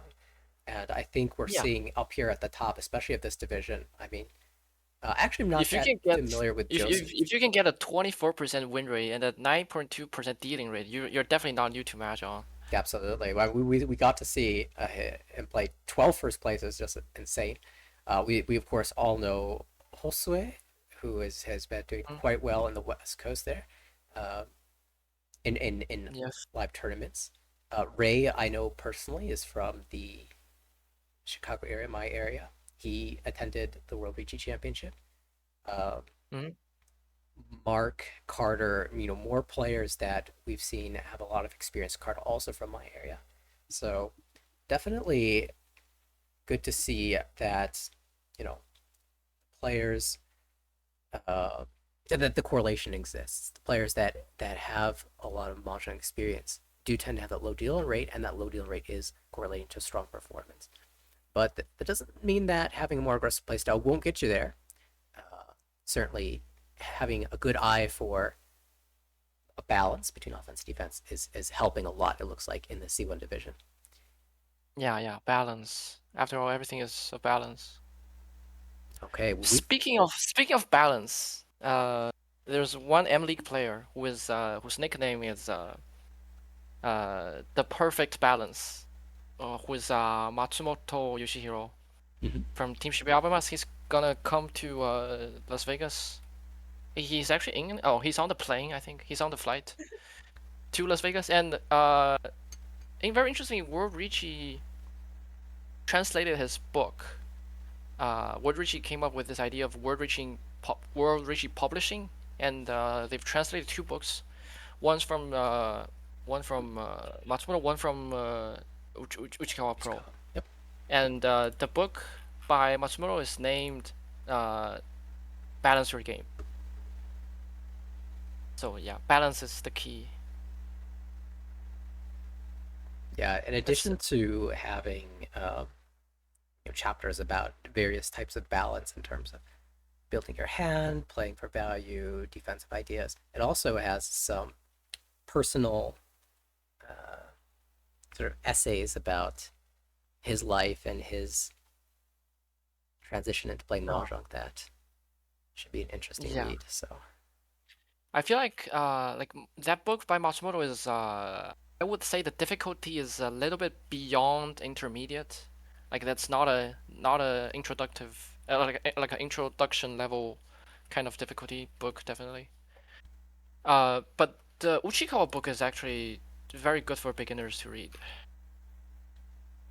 Um, I've read that book. I think I benefited a lot from that book. very good. Glad that we're seeing some more mahjong reading material come out in English, make it more accessible to everybody. So yeah, hope to see more from World Rigi Publishing. Yeah. I think that's a like I didn't know about this thing, but I'm very impressed. I think this is exactly what like what we need, what the English community needs to bridge this huge gap of skill difference. Yeah, there's not much English reading material out there. We have the very famous Rishi book one. There is the Senba Crow book, but other than that, there's a lot of you know, there's PowerPoint presentations that clubs have hosted. There are a few YouTube videos, but really there's not as much resources as there are in Japanese for Japanese players. So just starting to see these translations. Oh, there's also Jen's book. I'm so sorry to forget that. You can't forget that one. But there is a lot more material out there in Japanese that we just don't have access to, and so it's great to see like the incentive and the initiative people are taking to translate these books and publish them in English for our community. Yeah. And it's not just our community, because you can sell these books. I think they're being sold now in America, but Europe, people in Europe can also read these books. People in Australia can also read these books. English is a very widely used language for written Yeah. material. So I think it will bring the level up of Riji Mahjong, I think, worldwide. Yeah. I mean, maybe in the future, because me and Nathan, we are Warrior Pro. You, Ichika is Psychoism Pro. Maybe we can write our own books in the future. I mean, That has come up, but Yeah. there's. I feel like there's still so much to learn, right? As a WRPM pro, as a Psychoism pro, I think there is still so much mahjong to learn at this point for me. Maybe maybe Nathaniel feels differently, and he's like, I am the foremost expert of mahjong. But I really know. No, I still I would think like to learn mahjong more before I write is you're never going to stop learning. There's always going to be something to learn in mahjong, and that's the one of the great things about the game is there's always another layer. I don't think it's necessarily a bad idea though. If for people to put their thoughts in mahjong in writing, and maybe you're at one point in your mahjong journey, and there are people that are a little farther back will find that to be useful, and then even if it's not something that you're publishing, as you grow as a mahjong player, you put those future thoughts into writing. You can compare that to what you wrote in the past and sort of see the journey that you took, and maybe eventually that would help somebody else along with their journey. They can see exactly where along the path they are, and might even shorten the journey for some people to reaching certain goals. So that is a really cool idea. Yeah. But I think almost like, because I feel like we are at the stage where like we are still like learning from other people's strategies, but then like all those best players, best of the best, they are the ones who come up with their original strategies. Like that's what make them the best of the best. But like I feel like I'm still at the stage of like learning. Like whenever I read another book, or like whenever I like watch, like for example, there's like Mahjong no Takumi, like there's video series that Mahjong pros explain their thoughts during their play. I always feel like, this is something I'm not as good as uh those Japanese pros. But yeah, I feel that way sometimes watching some of the strong American players. Like, oh yeah, yeah. I've seen this idea before, but I didn't realize just how strong it was until you talked about it, or until you showed this. There's always something to pick up. But we've got more mahjong to watch, and so how about we hop into another game? Absolutely. We have a ton of Yeah. games to choose from actually, but I'm kind of invested in following the A2. Wait, Arthur talked about something happening in A1. Oh yeah, we've got so in the A1 series, there is a chase. There's a chase for the top, and Oh. let's let's look at the standings. actually pull one of these players in so we can take a peek at the standings. Well, let's put in the name of the player who's at the top right now, and that should show up for us all. So David is having an incredible season, plus 375.8, 20. Oh, actually, this is not. Updated. I think it's missing a game. He's actually at 374.4, so basically the same scoreline.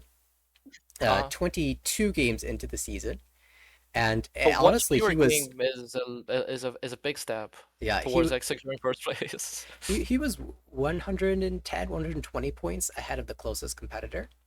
That being Korak Arthur, who in his final game won a plus 67 point first place to just sit Wow. about 20 points behind first. And so David, rather than having an easy opportunity to become the league champion, now has to think a little bit about how these last two games are going to play out. And I believe those games are going to be played tomorrow night. And I'm hoping that we get to actually broadcast those final two games to see who our A1 champion will be.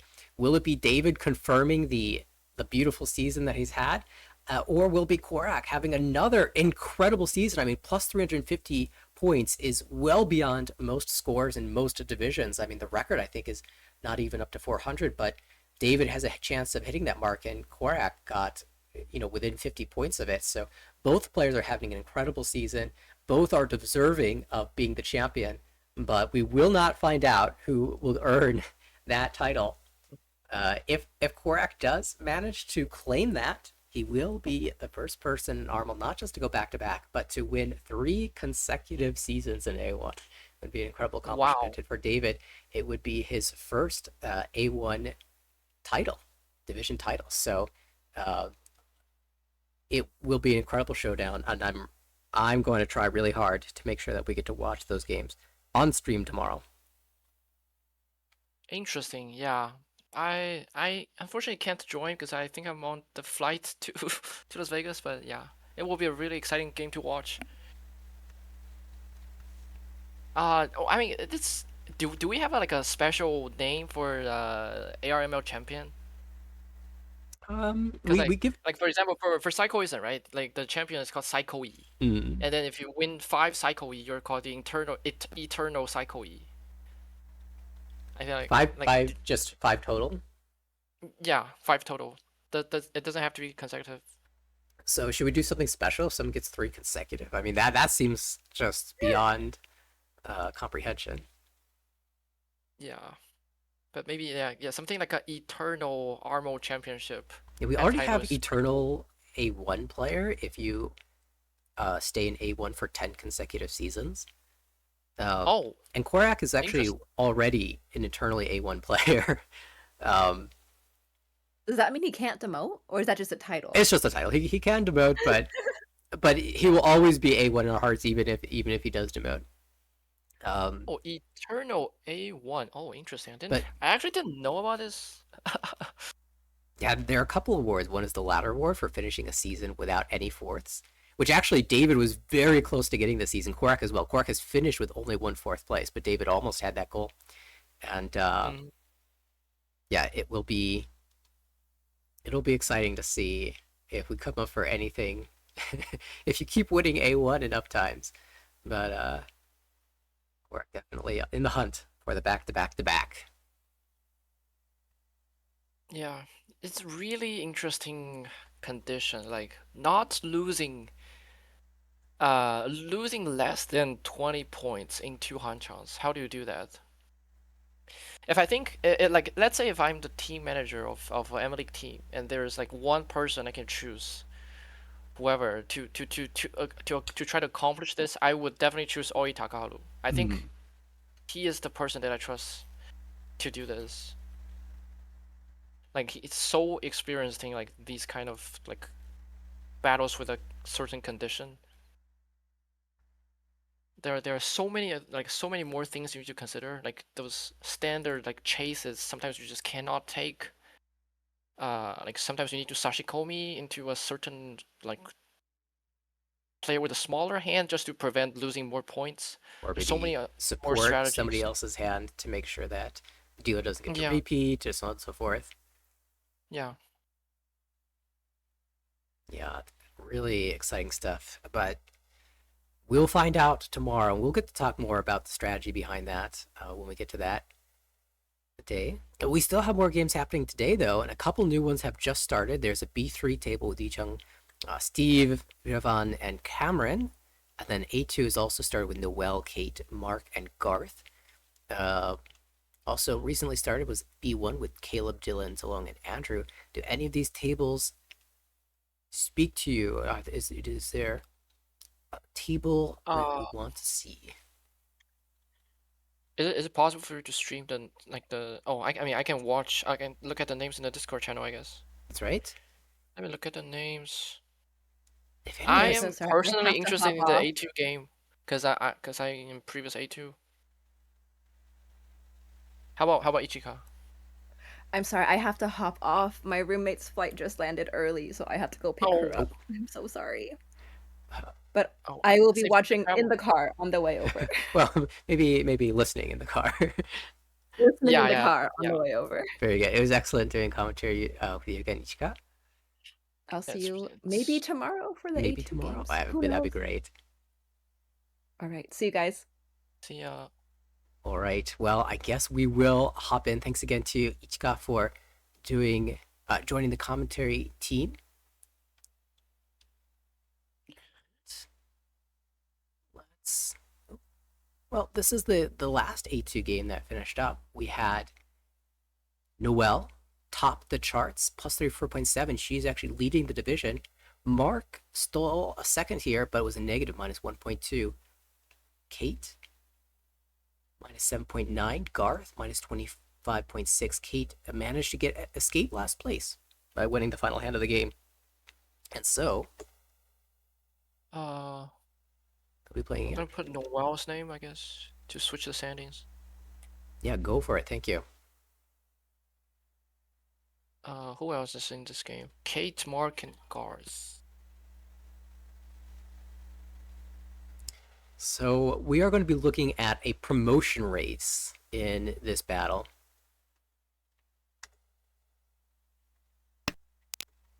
Kate, Noelle is our first dealer. Kate to the right. Across the table is Mark. On the left, Garth. And looking at the standings, Noelle again topping the charts at plus 234. There's no double promotion. This is Division A2, so we're getting sent straight into A1. Mm-hmm. And Yeah, it's interesting. Like, do you like how if you enable double promotion in A2, do you just get league championship out of double promotion? That feels like an interesting idea. maybe not. Maybe we make another Yeah, division, that's the S division, and yeah, then that's like too the much. double promotion to the S division. But no, in terms of double promotion, they do not allow you to double promote into an A division. So even if you're in B1, you don't get a double promotion. You just promote straight into A2. We have an early Ricci here from Mark, but it's immediately chased by the dealer. Diamond wait for the dealer. Ricci Pinfu 6-9 Mon. Across the table, it is 4-7 Pin. Ricci Dora 1. Yeah, on Dora as well. Yeah, 5 Pin So- Dora. Kate's condition is just not losing more than 50 points, which is easy enough, I would say. It's really hard to lose 50 points. Like, you need to be like busted into like minus 10,000 or something. Oh, Richie Sumo Pinful. No Ura. Yeah, maybe the most interesting condition here is actually going to be Mark, who in 2 games needs to make it to 100. I wouldn't be surprised if he played a little bit more aggressively than usual. But the problem that he's going to face is he's going up against 3 very strong players. And that's the problem with being in the A2 division. All the players are strong. Yeah.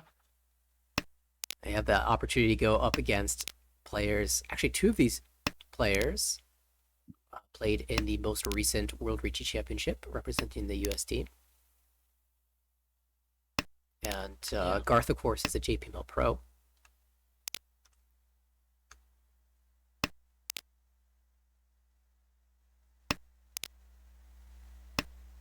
But for Noelle and Kate, I think neither of them has been in the A1 division yet. So both of them are looking at getting their first opportunity. Jerry, you're up there locked in at 154. Looks like you are set to go. Will be your first season and your steady climb up. Could this be Daisongen? Is it possible? Haku once cut, but 2 in the wall. Decision point, Sachanta, Itsu decision. Yeah, probably Itsu was better. 2-1 once cut. We'll see how Noelle handles this. Noelle gives me the impression of just pushing everything, to be honest. It kind of, I mean, maybe I'm biased because I only play like certain limited number of Hanchans with her, but like, But it's kind of reflected from her dealing rate as well. 16% dealing rate. Yeah, Noelle has. I would agree that Noelle has a very aggressive playstyle, and always beats me. So it works. Tuso's Genbutsu though. AP is the dealing tile. I think you're supposed to cut 2 as in the previous turn to maintain each on 10. But doesn't cut Genbutsu 2 as. Ooh, interesting. North can deal into Tanki sometimes. Interesting choice for Mark. Chooses the 4/7 weight, plays the Nakasu G5. Safer entry. 相撲 Has the Tsumo. Oh, nice. So 40 full. Collects the Ricci stick as well. So we have Mark back over 30,000 points in the hunt for a first, and he'll need 2 of them.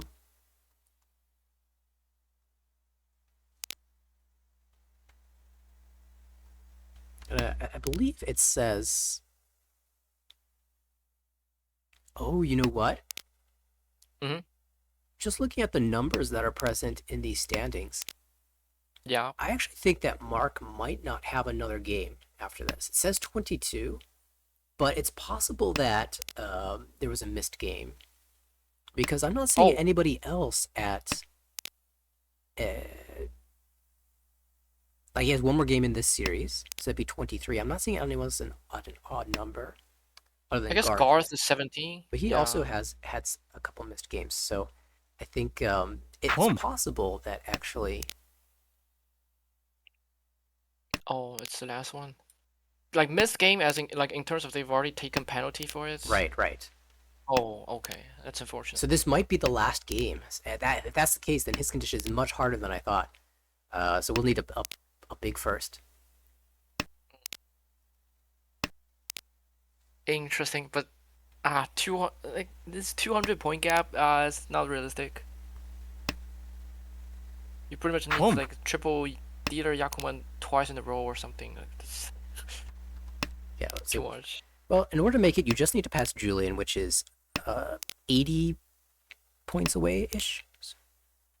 Oh, Close to 80 you're points. talking about Mark. I thought Yeah, you yeah. were talking about Garth. Oh, Mark? Yeah, Mark's condition is sometimes possible. How much is an 80-point first? That's like being the only player over 30k with 90,000 points. Kinda, yeah. It's definitely possible with Akka, but without Akka, it's kind of difficult. All right, well, we do have another Ricci from Noelle, and this is the sort of Ricci that I'm very familiar with her taking. Ricci, Dora 1, Kanchan 5 so. Very much part of her strategy to apply pressure to the table, make people make mistakes. Yeah, 6-0 being pawned, so 6-0 is like a half Kabe on one side. So the 5-0 is better, the counter 5-0 is better than usual. And we'll see if Mark thinks it's good enough. He does. Done. Yeah, it's like making it harder to use. And this is the sort of play that, for Mark, I think is incentivized by his condition. If he gets a tempai, he should probably take it, even if he has to take a risk. Yeah, I feel like there's nothing to lose. Pretty much. If you win, it's pretty big, but then if you lose, it's like you're not promoting or not demoting anyway. So yeah, I'm pretty happy to get a preview of all of the play styles that are going to be coming into the A1 division next season. yeah. All right, Dora 2 for a dealer. Not really a callable hand now, but that's okay. Ricci is stronger anyway.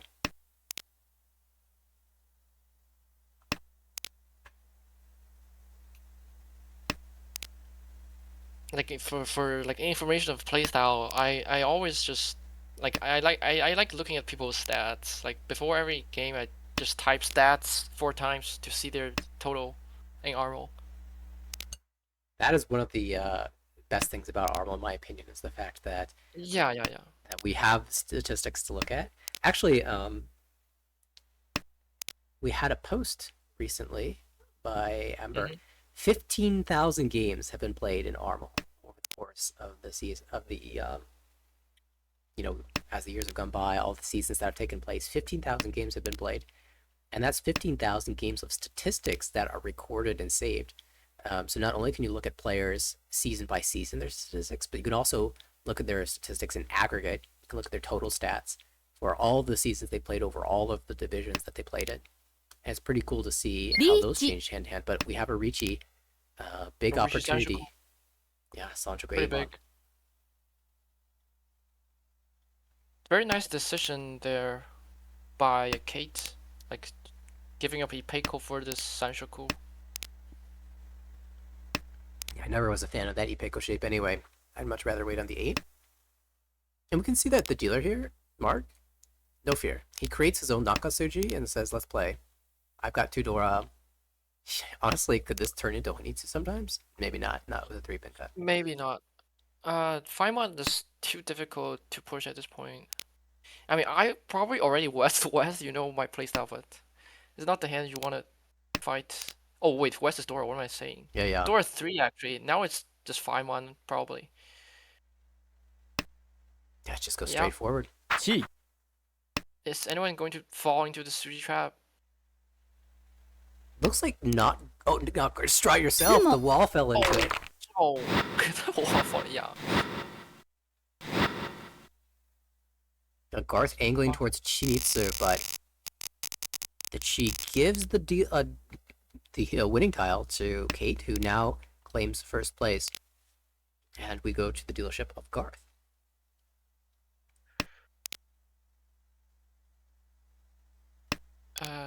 Looking around the table, no one really has a good hand, but if anything, I guess Kate's hand is best with the triple Haku. Yeah, one door as well. 5-pin is kind of spread around the table. The only one missing one is our current dealer, but Garth's hand also is starting to come together with the Monzu shapes working out all right, and now the Sozu shapes getting some support. You know me, I'm looking at a world where we can turn this into 2-3-4 Sanchoku, but it's kind of tough right now.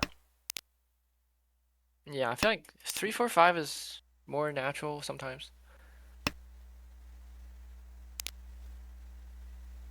Keeping this Ishante, yeah, keeping 4p because you want to use the 5p in the future if you draw that. Still Noel 2-way for Tenpai on the right. On the left, that's a great 5-mon draw from Mark. Play the 3-pin out, just lock in that. Do you cheat 6-mon with dealer's hand? I think I don't have to anymore. I think I would. 2p for Itsu potential. Yeah, still leaving that 4-pin alive for the Dora draw. I wonder if there's any world where Garth ends up in Chinitsu again. He's leaving the path open. It's far too far. Like she must already opened their hand. Pair 6-mon got acquired. picked up.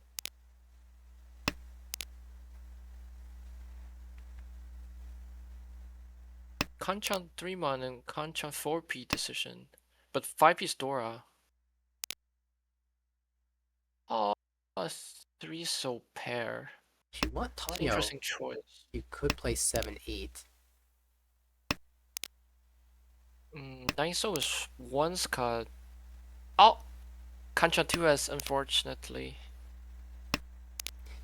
You could never predict these things. Yeah. That Ishan Don't really have enough information on lower Sozu. That's an upgrade, that's not Tenpai.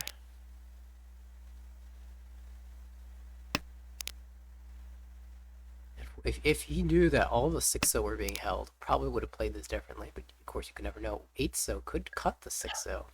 Classic shape for cutting 6. Says That no. also works because 5-so is pawned. Cutting 4-mon first. Or just draw the 5-so, the last copy of the 5-so. Who could have suspected? Well, that's the punishment. Oh, there's a Dora. By the way, Noel has been holding all 4 copies of the 8-mon for a while now. Probably have to take 4-7s because 3-6 is first and cut 8-mon. I feel like Noel wants to con for some reason. You can't point then con immediately. Oh, that forces. Oh, but the 8 first manages to dodge for Force. now. Actually, Forso doesn't look like a particularly dangerous tile. Oh, it's coming It's out very now. impressive. 1 Yeah. 4 I've already cutting 3 so already, and 5 to 6 to go pawned. 7 so is leader's Gambutsu. It doesn't look like a typically dangerous tile. So it's yeah, it's pretty natural for it to come out. Yeah, nice read though. I believe it was Shopai at that moment though, and with all the 5s and 6s and a lot of the lower so's are visible, you kind of wonder where the other. Where the Yeah, fours it's are. like, but it's hard to imagine like how do you cut 5 so and 6 so and then still wait on 4-7? Yeah, may not have been suspecting Kate to be waiting on that. Maybe was maybe thinking Toy Toy with Noel's hand. Yeah, that's true. But I mean, they got Tempai, so Yeah, and once you get Tempai, there's nothing to be done. But I mean, nice read to hold on to that for a turn. And now Noel as the Yeah, dealer again. Ishantan already. North is dead. All right, North. If the North wasn't dead, if it was none cut, would you play 9-7? Yeah, probably cut 9 first for the connected 4. Even if you backfire on 8 mon, you just take the 3 first and 3s. I did very happily. And then what about this Ricci? Is this one that you take? No, definitely not. Yeah, so this is again the difference. I expect Noel to declare this Ricci always, and I do know that I'm a big fan of upgrading this to Tanya. With the I treat this as a 4-tile Ishanten, 4, 5, 6, 7, and the 9 is just Yeah, like exactly. an honor exactly. tile. But I also know that Noel loves to take this early Ricci to apply pressure. And Gar says, I don't care. I'll drop Dora into you if that means I get to reach my P for Tanya with the Peiko chance. It's pretty much like it's like a statistical conclusion. Like before turn 6, if you don't have connected 4 and then breaking your Tempai gives you tiny out, then you should break Tempai. And then if you have connected 4, you can delay that turn number to turn 9. So this is pretty much like Udama, and this is like Ishanten with 4 connected 4. Martha's gonna So pick this up. Yeah. It turns out that Uda 2 for Hanenbahan. the World 2, that's gonna. That will swing things around. Now, it turns out that Noel never did draw the upgrade tile, despite everything that happened. Only drew 4 mon, which is not that strong of a shape, although it is Tanyao. Shampoo. Yeah, I think as soon as you draw the 2s, then you just break Tempai and cut 9 mon, and then later on you draw 3p. It's a decision between like 3p and 2s, but then if you correctly keep the 2s, correctly keep the 3p, then you can actually keep the 2p. I see. That's yeah, this is afterwards. Right. It's not going to judge by the result, but I do think that Rishi that hand is a mistake. Well, we did see Garth benefit, and now he claims a tie with Kate for first place. Once again, Mark is seeking a very big first place, has 1 dealership remaining, and so he might just play for Suwanko, like try to brute force the Yakuman. Hold that thought. Wait a second. This is this is often Yakuman. 4-pin is live in the wall. There's 1 copy. And he just needs 7 mon? 7 mon is 1 copy in the wall, so the Yakuman is live. Yeah, and also one of the 6-8s, I guess. Yeah, I'm expecting another pair could be found. And if you're embarking the situation, I think you accept nothing less than Yakuman. I mean, it's your best chance to meet your condition. No other, nothing else matters. There's the 7 mon. Oh, It's a Tempai, not gonna reach you, of course. And remember to turn off the auto win. Auto roam. Yeah, remember to turn off auto win. I made that mistake once. Skip? Skip? No! No! It looked like he thought about it, though. I don't think that was auto roam. Yeah, that was an auto roll. The Swanko Tanky though. I mean, not necessarily Swanko Tanky, but Swanko is. I mean, given their position, I think think you should skip that, right? For sure. I think if he was in a worse position. Now, if he thinks that he has a shot at some bonus promotions, even then, I think being in third place here, you still want to go for the bigger value. Even like drawing a pair and declaring Ricci with Toy Toy Sanko, something along that line with chance at Urasan, to give yourself a chance at first and a chance at surpassing a bunch of players. I don't believe there's going to be. I don't think it's very likely to be bonus promotions in the A2 division. I mean, you never know. That will be determined by the admins at the end once the hiatus situation is figured out. But I think there's no risk to even if you eat a big fourth, you're not going to demote here. So I would send it. I would go for the glory, personally. It's like the perfect condition to greet for Yakuman here. Well, we'll never know. Winning this hand is like you're basically confirming not promoting, like sometimes. Yeah, it would take a miracle now to repeat enough times as the dealer. And it looks like you might not even get the chance because this hand looks a bit slow, and Noel's looks really fast. Already e-shot there for Yakuhai. Honitsu, maybe even triple Yakuhai at that.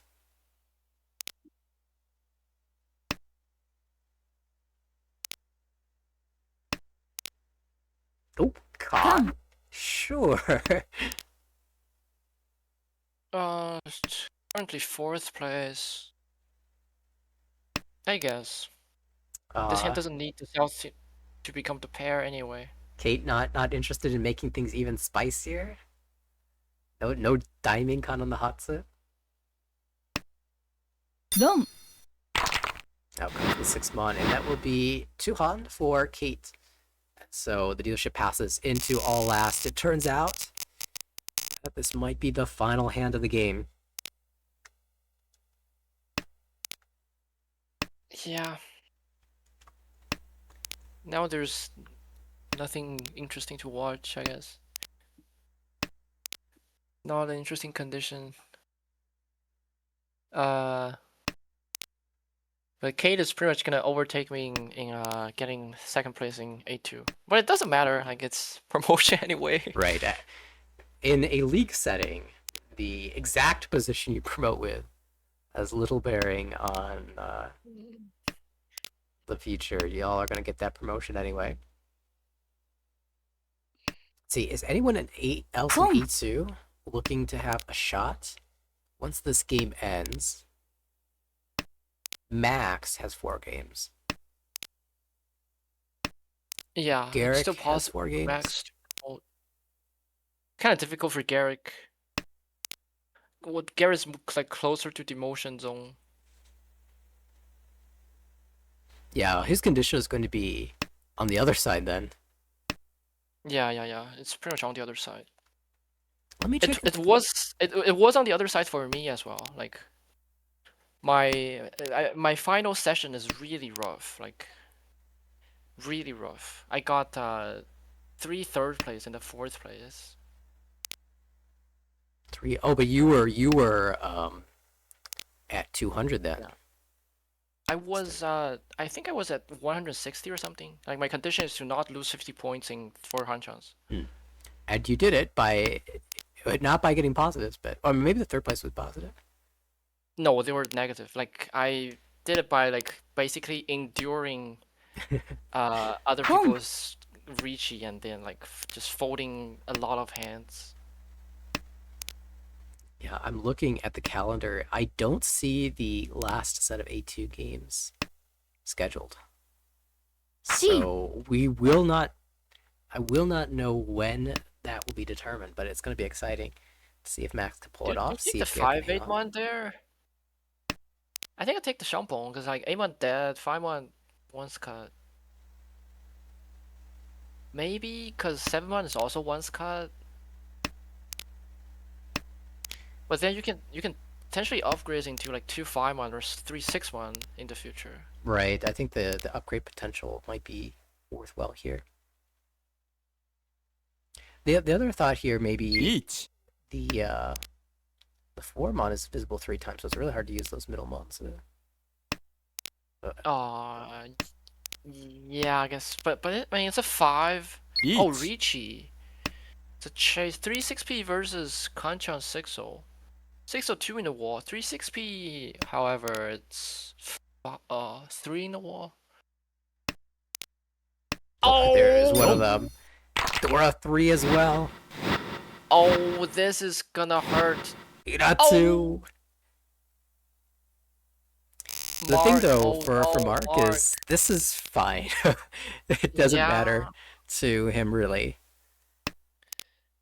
And you know that's why we're talking about going for glory with the Alchemon earlier.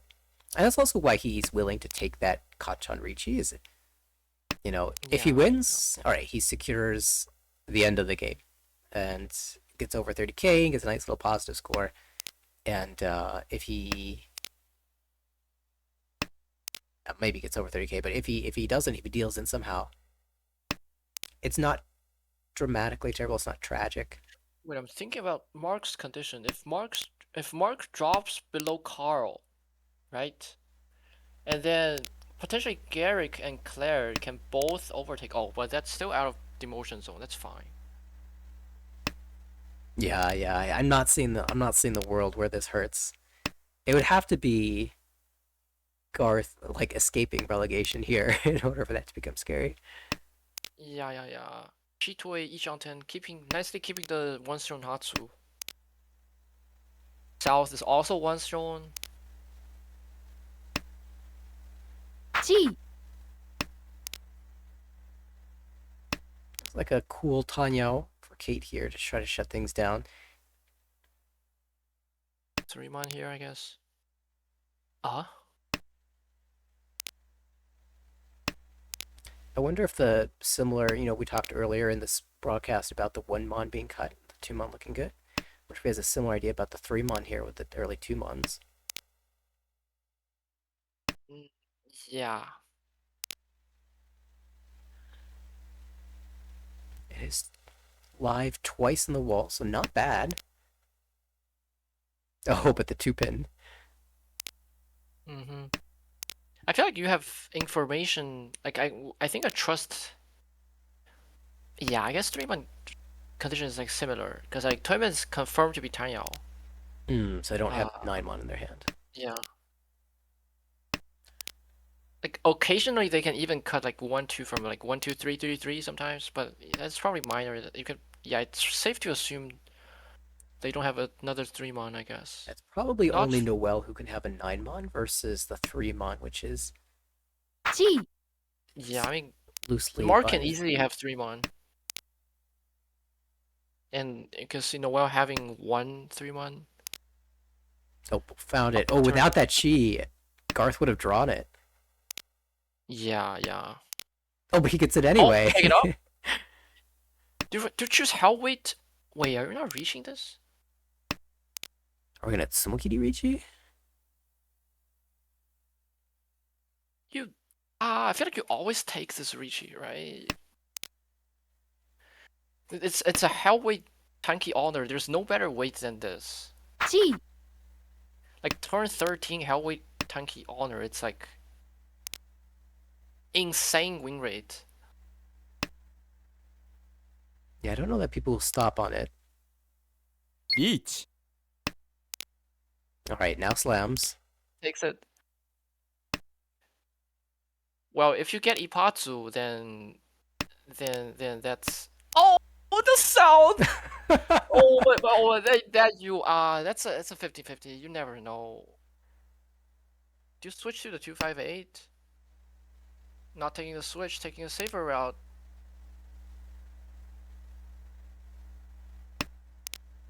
Yeah, 258 might not even be as live as you want it to be here.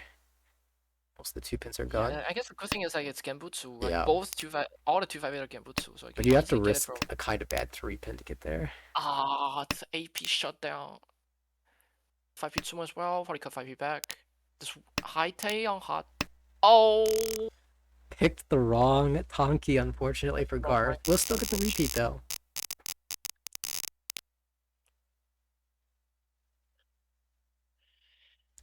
Alright, who's got the shutdown hand? Who can end the Garth dealership? yeah. It's like no one has a condition. Everyone is like, just go home and. Everyone get wants to some go home except for Garth. Garth wants to pick up points. Well, Noel picks up double south triplet.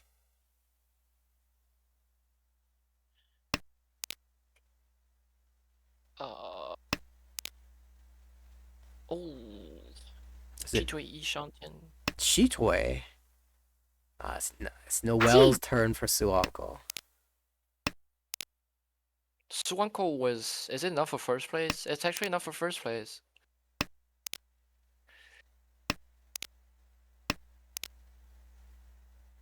We're probably gonna take the 3-month chi. Oh, doesn't Not take the taking chi? it! Now Noel's trying to show off. Whoa, whoa, whoa.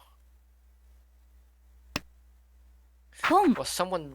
Oh, didn't... But went for the pawn? That's kind of strange. I thought like it's a kind of motivation to go for the Yaku decks. Like fill up the Suwanko spot. Like, I it's guess kind of Sadanko is still strange. alive. Oh, it's just done by. Declined. Oh.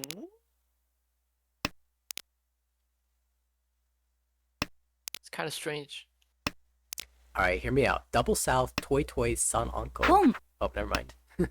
Never mind. Gee. 3D10. Written on 1M as well. That's... Oh my god. Noel's clip farming. 1 man is dead, that we can see. 5 so is 1 in the wall. Okay, 10.361.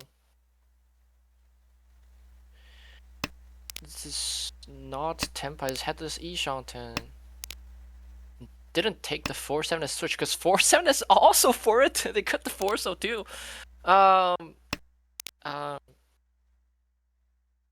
Ricci.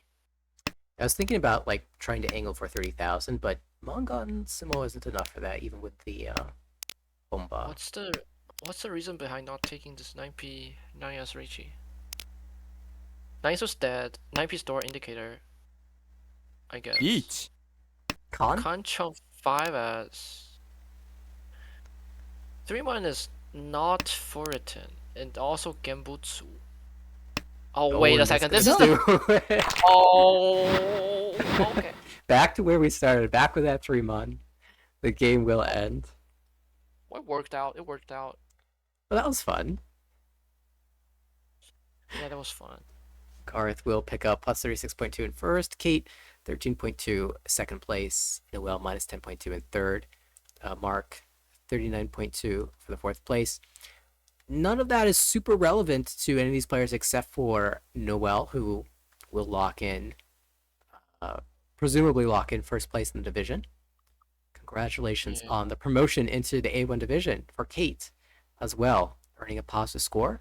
Will place second, presumably. And congratulations also on promotion into the A1 division for Garth. I believe there may be... I can't tell if Garth is also playing in that series with Claire, Garrick, and Max. If that's the case, we'll have more games to go. And plus 36 does chip away at the goal to get. Yeah. But if not, then similarly for Mark, no harm, no foul here. For him, he'll be at minus 11 to finish the season. We have one more table in the A2 division to determine our final placement, our final relegation, and even promotion at stake. There is an opportunity for, I believe, Max is the closest player at being able to accomplish the goal. And he has shown in previous seasons that he can pick up 150 points in the last session. Doesn't even need to do that. Just needs 74 points. Probably need a tie break, so 74.1 to beat out Julian for that top spot. I guess... interesting. So, yeah, that A2 game would be interesting. Also, like, Claire has a really difficult condition to play. Not losing 3 points in 4 Hanchans. That's easier said than done. Yeah, honestly, these really close conditions are incredibly challenging because you don't know how the future games are going to play out. And playing. 3 people below me means that there's not a scenario in which all 3 players can run up points on the table. It looks like that table I is mean, going to be Max, Garrick, Claire, and Quinn. oh, So Quinn at minus 188 actually does have a chance to escape. Need to surpass Claire and surpass 112. oh, actually, yeah, that is Or good for 131. Claire, I think, because like it's easier to like suppress Quinn when you're playing against Quinn directly. Well, I think though that actually benefits Quinn more because if Quinn does hit Claire directly below tie, and then Quinn surpasses tie, does that get you out? Uh, 1, 2, 3, 4. but you need Oh no, you need to no, I pass. You think need to pass Kaz. yeah, you should Kaz. Okay, Yeah, so yeah, Quinn's goal will be to pick up 70 some odd points, 76 points, 77 points, let's just say, and then make sure Claire dips below Kaz. So that's a very clear goal, and it benefits Quinn that they're fighting against Claire directly. yeah, yeah, yeah. At the same time, Garrick could play a role in this. If he starts to lose points as well, then the math changes. Especially if he dips below Kaz, then the condition will be to surpass Garrick. So this is actually going to be a really intense series, and I think the most exciting possibility is if Max wins the first couple of games and puts himself in contention for promotion. That means the other players should be losing points, and so that means the relegation zone could be very tight. Yeah, yeah, yeah. This- Especially, I think. Oh, I guess it will matter if let's say if Claire drop below Quinn, that will matter. Hmm. Then Quinn only needs to surpass tie. Yeah. That would also be interesting to watch. But then, oh, it's kind of difficult for 2 people to both gain a lot of points. I guess it's either if Max gain a lot of points or Quinn gain a lot of points. That would be exciting. But if other people do, then it's not gonna be as exciting. For one perspective, I'm here for the exciting results, and then from the other perspective, I don't Yeah. want to see these players. I don't want to see them get anything else but the result that they want. So we'll have to Looking at wait this- and see. Yeah. Looking at the stats, Carl's stats popped out like 8.3% dealing rate, but then 8 fourth place. What happened? We're looking at Carl. Yeah, Carl. Yeah, actually, Carl is kind of famous for having a very low dealing rate. I believe his first season, he finished the season with like 4% Oh wow. dealing rate. It was crazy. It was insane. And he was actually in contention for promotion at one point, but kind of got swept aside by the players in that all last or the penultimate series, I should say. Then had to force Yeah. his way up. I'm looking at Carl's total stats. Carl's total DLN is 9.6, which is lower than mine actually, and the average is 14.2. But the win rate is also only 19.7, whereas the average is 22%. Yeah, I So think over time Carl has become more offensive. So maybe some of those early stats include when he was really, really super defensive. yeah. And It but feels like recently he made Ho, so he has. Oh really? Yeah. Oh, So congrats. he has definitely become a really tough opponent in this AT Yeah. division. We discuss like AI analysis sometimes. He works pretty hard. And also, oh, I think I might have figured out what happened because like looking at his average DLN is almost 6,000. I think he dealt into some really big hands. I do remember it was a very unfortunate end to the season last year, the winter season, He was close to the Uh-huh. promotion, and then Max hit him with like an Uda 7.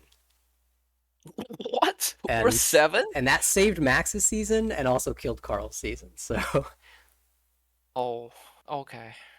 yeah, has had some unlucky beats at the end, but I would not be surprised to see Carl make the A1 division soon. Yeah, he's gonna get there eventually. I have no doubts. All right, well, there are still games happening in the league. Let's see if any new ones have popped up. Looks like they're all ongoing. Ooh, Mhm. actually a kind of intense condition happening right now. Let's hop over to the B1 table that just started. Yeah, sure.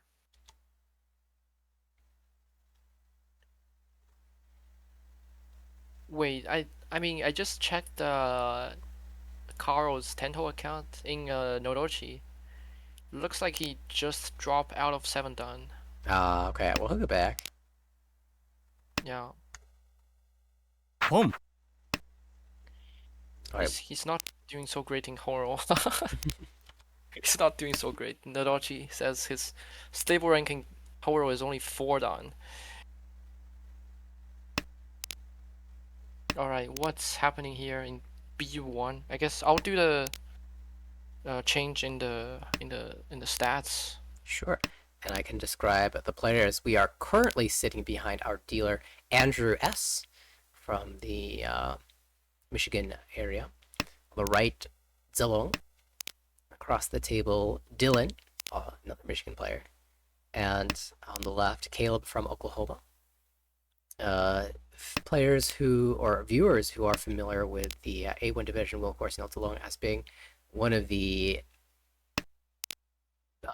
players in A1 with the consistently high Ricci rate. Oh no, Andrew drew the wrong side. Well, now Caleb doesn't know it, but he can push the White Dragon. He believes it deals in, and he was right up until that 6-0.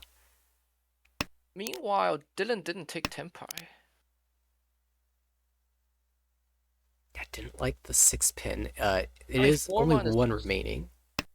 Foreman's like double Suji to Andrew. It's not particularly difficult to discard. Yeah, I just think he doesn't like the 6-pin as a final weight here. Yeah. I mean, as Andrew, like typically, if you are in this kind of like Tanyao Yakuai Atozuke Furten, you cut Yakuai pair to get out of Furten with Tanyao easily, but this time Yakuai is a Dora. So you just have to stick to this Furten, unfortunately. So it will not be a win here. Do you ever switch your way to play for Hote, believing that the Haku will never come? Oh, it's 3D10 as well. Never mind. Yeah. It's, oh, you mean like something like cutting 2-1 or something? Well, I was thinking like if you drew, say, 7. 5 so instead of that 7, so you switch to a no Yaku that has better Oh, chance I see at what you mean. Hote. Yeah. That might be something you do with 0 draws remaining. Yeah, but I mean, Like it's here, not. if he hadn't been 3D10, I think I actually would switch weight. But then also it's like Zelong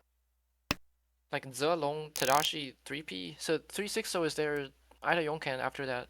It's not really safe to cut 6-0. Well, in the end, it does go to Ryukyoku. The other players who drew the Haku say, yes, we knew. And we'll go again. So let's look at the point conditions here because, of course, that is what we are most excited about. Zilong and Caleb both in the promotion zone, both around the same number of points, and both in danger. Let's see. Yeah. It's okay to drop below Dennis because you still will get that 6th place. You just cannot drop below Michael X. And is there anyone chasing? Barb at plus 37 is a bit of a ways away, but could make the comeback. Jesse as well. You can never count him out. Yeah, both are chasing. It's pretty much for them, so it's pretty much like 4th place avoidance, essentially. And right now it is Zilong currently in the danger zone. See, this 4th place is minus 15, minus 30, so minus 28 would still be pretty okay. You're dipping down into the 90s though. That's risky. If he loses a few thousand more points, would actually drop below Michael X. So really intense situation here for Zalong. Yeah, at least you should aim for not dropping below Michael X, because Michael doesn't have another game. But even if you like are above Michael, you can potentially still be overtook by 강, Barb or Jesse. So it's like, yeah. But Yeah. I mean, anyhow, it's a 4th place avoidance pretty much. All right, and so the goal will be to not lose 32 points. We do have a tempai on the left for Caleb, and I think both players would be very happy to just end this hand with a cheap win.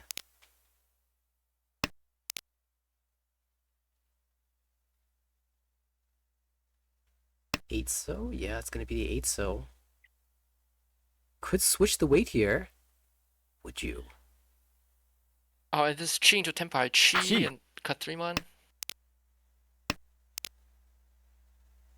Yeah, I think maybe part of that was also Caleb maybe thinking about putting it to a Tanki. This is interesting open hand weight read perspective, because like they Tadashi 4-man and then 3-man. Normally you would think that 2 5-man is dangerous, but it's not, because they skipped the 5-man before, so like. Yeah, can you in fact read that? Or 3-man's maybe normal trip. maybe you read that the 4-3 is coming out from a 4-3-6-7 shape, and they just chose to wait 5-8 instead of 2-5. But there's the they would have cheated the 5-man even so. Yeah. Yeah, that's really interesting. Caleb will snipe away the win though. It's alone losing out. Currently looking at a minus 29.5. Still safe, but just barely. So the current 4th place is Zalong, which he can't afford this 4th place actually. Actually, it is I guess it's better for Zalong if Caleb drops below 30k. If that happens, the only change to the scores is that Dylan gets 5 bonus points. Oh, I see. Yeah, you're right. Interesting choice here even. Do you cut the pair or do you cut the 7-9? Chooses to cut away from the pair. I mean, the plan, of course, is to call the east, but the problem is that Dylan is holding a pair of those and aiming for a flush, so he's not going to see that. I think cutting 7-9 is the right choice. There are Sananko ideas, but yeah, especially like there's the Sanko. There's also like if you want to go Atozuke, it's better to have it's better to have 3 pairs when one of the pairs is Yakuhai. That way you can pawn one of them and then still Atozuke on the other 2. Also, just the pairs hand consideration up to 4 pairs now. He draws a 5th one that's also Ishantan. Yeah, like for example, this 2S is Chito Ishanten. Oh, there's another pair for Dylan, by the way, and he might have Chitoi alongside the flush. Although he's already dropped the Dora. That Dora had died earlier. Yeah. Caleb cut it first chance he got, and then immediately drew another one, but he doesn't really need those points, so that's fine. Yeah, maybe there's certain consideration as like not feeding Shimocha's Honetsu. This is interesting for Zalong as well, because this is Ishantan with the 1, 2, 2, 3, 3 so shape. That's going to play for the Toy. The 1 so is dead, which means the Chi-Toy draws there were not very good. Yeah. Definitely the right choice here. Wider shape if you can draw, call the east. Boom. But gets the 8 instead. Tenpai. There's the Toy Tempai. East is Mochi. 3 so is 1 left. Caleb Tempai as well. Pinshu will not reach it and get the 7 pin.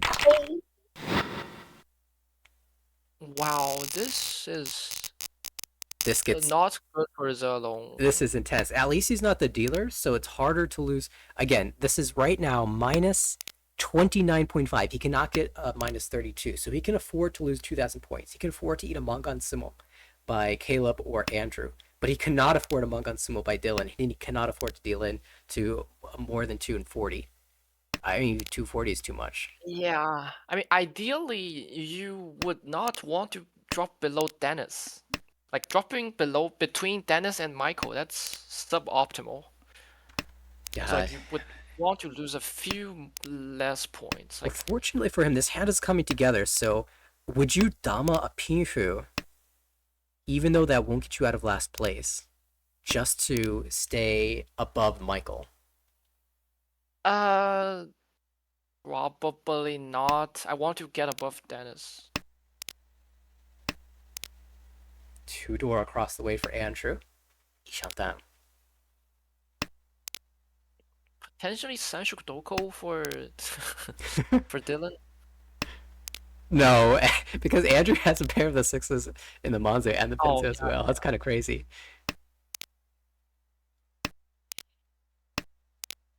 Oh, nice Kanchan fill. Now he's Shantam. And does Dylan have a reason to stop here? No, he needs these points.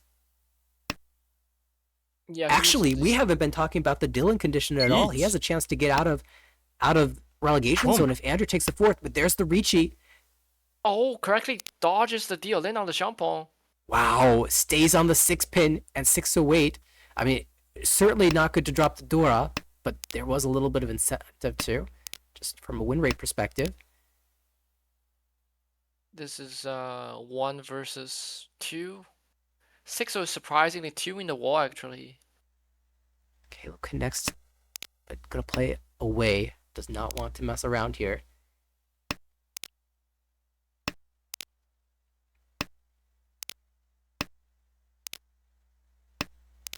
Long staying away as well.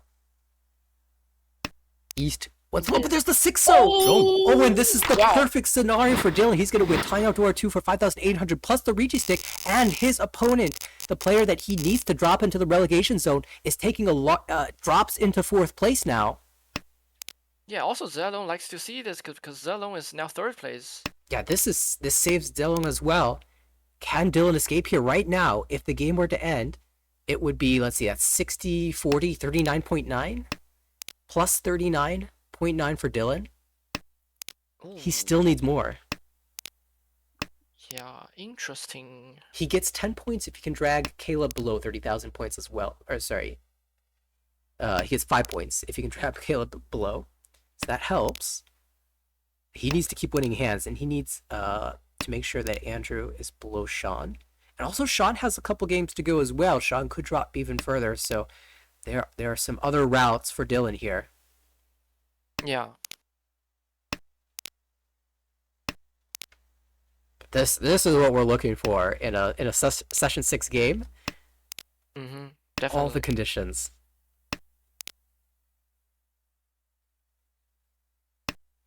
All right, let's take a look. Dylan, that's the dealer, aiming for a Tanyo type hand. Dora 2-pin can be slotted in. 5-mon is a little bit of improvement in the Monzu. On the right, Caleb just wants to end this game. Has a Tanyo type hand, maybe Pinhu. Dora 2 as well, but really just looking to shut the game down and escape with a 2nd place and a promotion likely. Another Tanyo Tao comes his way. Wait a second. Do you take the 2nd Chun pawn as Andrew? Is it going to be 1 Han? Yeah, it's 1 Han, but you can direct to Zalong with 13. Boom. Oh, that's tough. I think that's really tough. I think I'm gonna take that pawn. Yeah, I mean, he can just let the dealer do his thing, avoid dealing, and then try again the next round. But the problem is you have Caleb pushing. Ishantem. Uh-oh. There's the Dora that'll be pulled into Tempai. With all the value, could be Sanchok as well. It's still a Mongon. Wait a second. there's There's the a 7. No! Wait, this is tragic. Sanchok Tanya Dora-san, Mongon. Caleb's gonna get the 2nd place. Dylan, plus 44.9. Oh, I think I did my math wrong there, but plus 44.9 for Dylan. It's a lot of work. Is that enough? Yeah, it's enough. It's enough. Andrew, it's not enough to get ahead of Sean, though.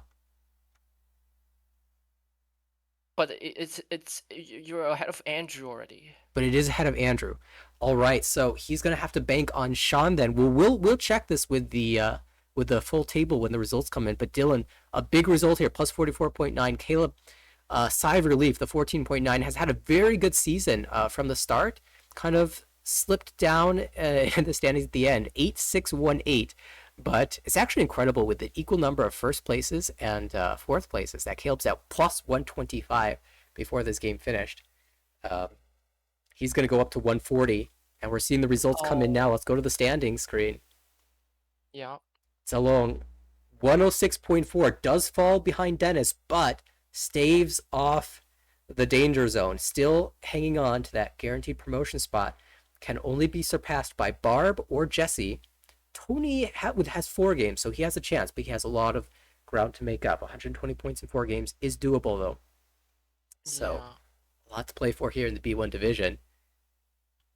For Andrew, that was an Pressure for unfortunate end. Sean And you're potentially right. Peter. You're so right. Sean has all the pressure in the world. And also, can Caden get out of demotion? I mean, it's possible. He just won a big tournament that qualifies him to play in Japan. Or Oh yeah, the Shinki-sen. that's right. Part of the Saikui-sen pro field. Yeah, I didn't know about Shinki-sen using Aka. That's kind of like, why are they using Aka? It does feel a bit different from the normal league play, but Yeah. maybe if you're Caden, you sacrifice your position in B1 to win Shiki-sen instead. Maybe that's more important. I've heard people say that they either have flow in online games or they have flow in in-person games. So if things are going poorly for them online, then they register for a tournament because they'll do well. Yeah. Alright. Well, I've had pretty rough Mahjong Soul games today, so maybe my Las Vegas IRL will be great. I don't know. Perfect timing. Perfect timing. Can win an auto table. I think that's a worthy sacrifice. Drop a few. You know what? Maybe I should go into Mahjong Soul and lose a few thousand points, and then sneak a last-second ticket to Vegas, get myself an auto table. Yeah, auto table is, oh my god, it's so expensive, but so convenient. I think there still are seats, or like maybe there's a player that had something come up and they weren't going to be able to make the tournament, so they're selling their seat. I think there's still an opportunity to be a part of that collaboration with Emily. Emily coming to the U.S. and Vegas this weekend. But I guess you probably have to be living in the area because it's a little late to fly down. Yeah. All Or right. at least to buy a ticket. But wow, intense game. I actually need to go. I think we're out of games to watch, so Okay. good timing. We can just call it there, I guess. Thanks All right, again, Jerry, thanks for commentating. hopping in. And I do believe that is the last game. Are there any others going on? Let me do a quick check. It looks like no new games have started, and that was the most recent starting game. So yeah, all the other games should be in. And maybe just as a final send-off, let's check on the standings as they look currently. A quick peek at all of the divisions. There still are games happening throughout the remainder of this week. In fact, I'm still playing all of my games, so definitely more to be determined. But let's start at the C2 division. And the top player currently in the C2 division is, surprise, surprise, Xiao.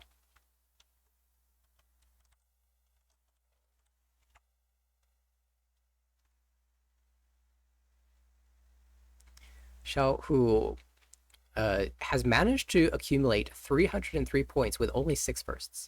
How? I do not know. Must have had some incredible first places. But 9 second places, very strong. And Xiao, of course, a former 10-dan player. So definitely a super strong player looking to get the double promotion. Double promotion is also in line for Thomas, Gregory, and Sheng. Nicholas had a very strong season, but fell just short of that double promo zone. And Boren as well. has some games to finish up, might be in contention for double promotion as well. So very contentious C2 division. I'm really hoping that there are a lot of extra bonus promotion spots because it looks like there were a lot of strong players this season in the C2 division. Would love to see them moving up in the standings.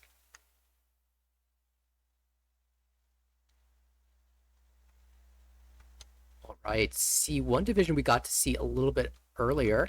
Joseph play. Very cool to see the top player in that division in action. He played very well, confirming, doing everything he needed to confirm his position. He did take a 4th place in the last game, but mostly because he didn't need to play for anything other than ending the series. And the big story was watching Josue make the jump into the double promotion game, finishing 2nd place and then squeaking out of 1st place at the very end to jump into that double promotion game. And of course, double promotions, as long as there's a spot to fit them into that division, in this case would be the B2 division, they will get up there. It looks like James is looking good to get the promotion with a few games left to play. Ray's just about locked in at plus 137. Hard to get knocked out. Mark and Carter also looking good for that promotion.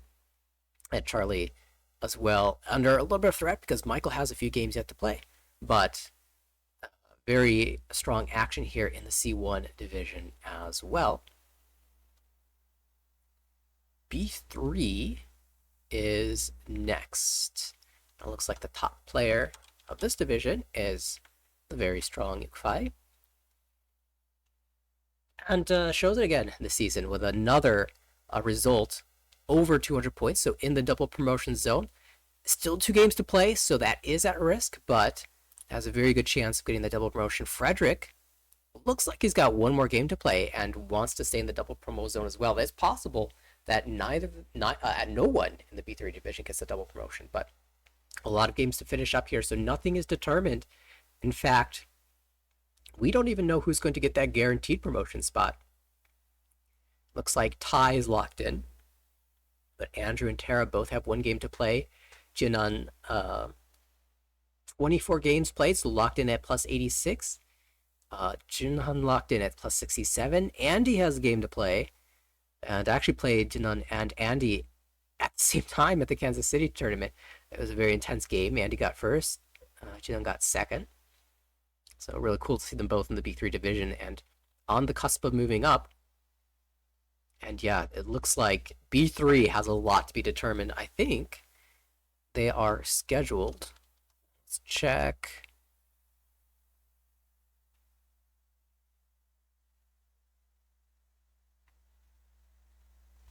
Yeah, there's a game tomorrow to be played on the calendar already, and actually some games still yet to be scheduled. So could be.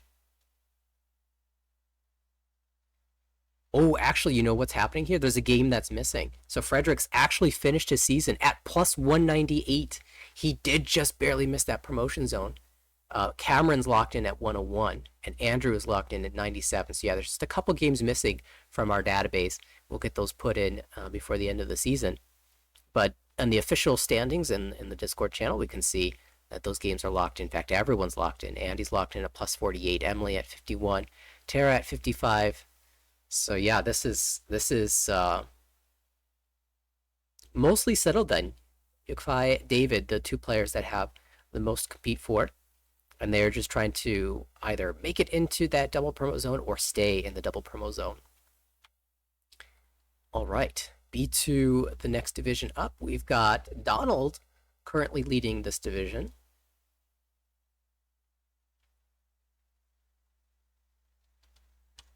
Donald, of course, Cycli Sempro from the West Coast in Seattle. Up at the top of the division here, locked in at 190, just missing that. I guess in the B2 division, there is no double promotion because that would send you into the A division. So just locking in that promotion into B1. Gary, an excellent season as well, plus 180.6 with only 2 4th places, is looking very strong, looking to be a very strong contender in the B1 division. Matthias in the zone to move up. Max W looks like he's good to move up. Will S also looking good to move up. Eric on that border looks like he's got some games to finish up, so we'll see if he gets to hang on there. But seeing Andrew and Ichika both in contention for the promotion is not surprising. Ichika with 2 games to play, so she can control her fates somewhat. Of course, looking forward to seeing when these games are going to be played. This is B2. Let me see if that's on the calendar yet. It is, but it's going to be played a little bit later, past the few days that we have remaining. So, we won't know for a while yet.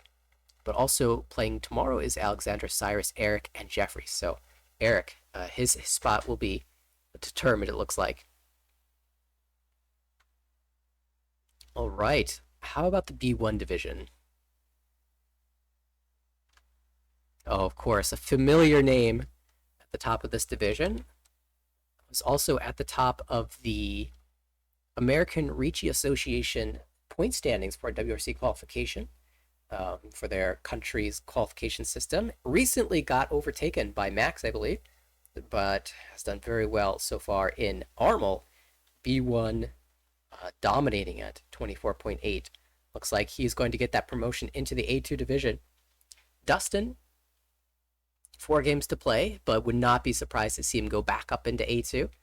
Alex, at 24 games, locked in here at that promotion zone. Caleb as well, we just saw confirm a promotion. Man, I kind of want to demote out of A1 so I get to play these players.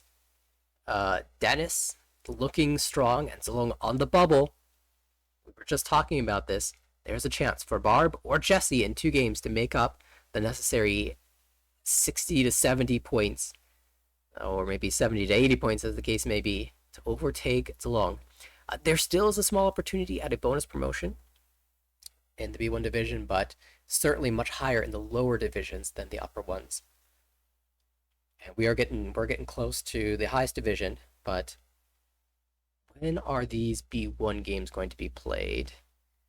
Once again, we'll go to the calendar. Looks like tomorrow Dustin is playing 4. And then the same day, Jesse is playing 2. And Barb. Jesse is at the same table with Barb and Sean. Oh my goodness, that is going to be a table to watch. Unfortunately, they're playing at the same time as the important A1 table, so I think we're going to miss it. But yeah, this is a crucial couple of games that are going to be happening tomorrow. I really hope we do get that stream in for y'all.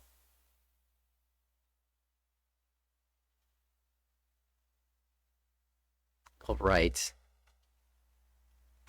B1 tomorrow, 6 p.m. Pacific time. A lot's going to be determined. And that will send us into the A2 divisions. Noel was our winner. We saw that confirmed on the stream just a moment ago. Thought there might be some exciting conditions in that game, but really it was just a game to show off for Noel and Kate. Noel finishes top of the division plus 24.7. Kate 167. Jerry, of course, who joined the commentary booth, also getting that promotion to the A1 division. Jason has been close a couple times. Almost got in last season. It looks like he's finally going to get his chance to play in the A1 division. And Julian as well on that bubble, just barely beating Will out. We'll see if Max can catch up at 35.2. Needs to pick up about 74 points in 4 games. And we think we said that these A2 games were not yet scheduled, so we have no confirmation on when we'll get to see the final determination, but certainly we'll be looking forward to getting to watch that. And those are the main conditions. Of course, the relegation zone is very close, but we've discussed that already. And the only thing yet to consider is the A1 division. And, we did take a peek at that earlier, but let's, just for completion's sake, do that once again. And of course, we have our dramatic conclusion going to happen tomorrow night, 6 p.m. Pacific. David actually has played 22 games, is sitting at 374.4. And we'll see if he can hang on to the top spot. Has about 20 points of leeway to hang on to in 2 games. Look at these EVs, by the way, from the top 2 players. Over 1,000 is kind of insane based off the way that we do our metrics. And to have two players have those numbers at the end of the season, you see it sometimes at the beginning, but to hang on to that all the way through the end of the season is just ridiculous. And so definitely, once again, both players deserving of that top title. They've shown that they have the miracle runs in them. We'll see who actually will get to claim that spot tomorrow night, and we will definitely be trying to stream that for you. All right. Well, that will do it for us. Already set an A1 record, and it's not enough. We'll see. Can two players set the A1 record? I feel like this happens in marathon running as well. You know, one person sets a world record, and they finish second. The winner has also set the world record and beat your world record. But yeah, it is going to be quite exciting tomorrow night, as well as in the future evenings, as well as the other divisions are determined. And we head into the summer session with all the new players. That being said, I think we're going to call it here. Thanks again to Ichika and to Jerry for hopping in the commentary. Thanks as well, of course, to all the viewers. It's a lot of fun sharing the Mahjong with you. And this was the final Wednesday night broadcast of the season. Tomorrow night will be likely our final broadcast of the season, as well as we determine our A1 winner and, in theory, the B1 finals as well. Look forward to seeing you then. Check out AmericanReachy.org if you want to get involved in the next season, the summer season. And also visit our YouTube channel at American Reachy on YouTube if you'd like to catch all the previous broadcasts. Until tomorrow night, have a good evening. See you next time.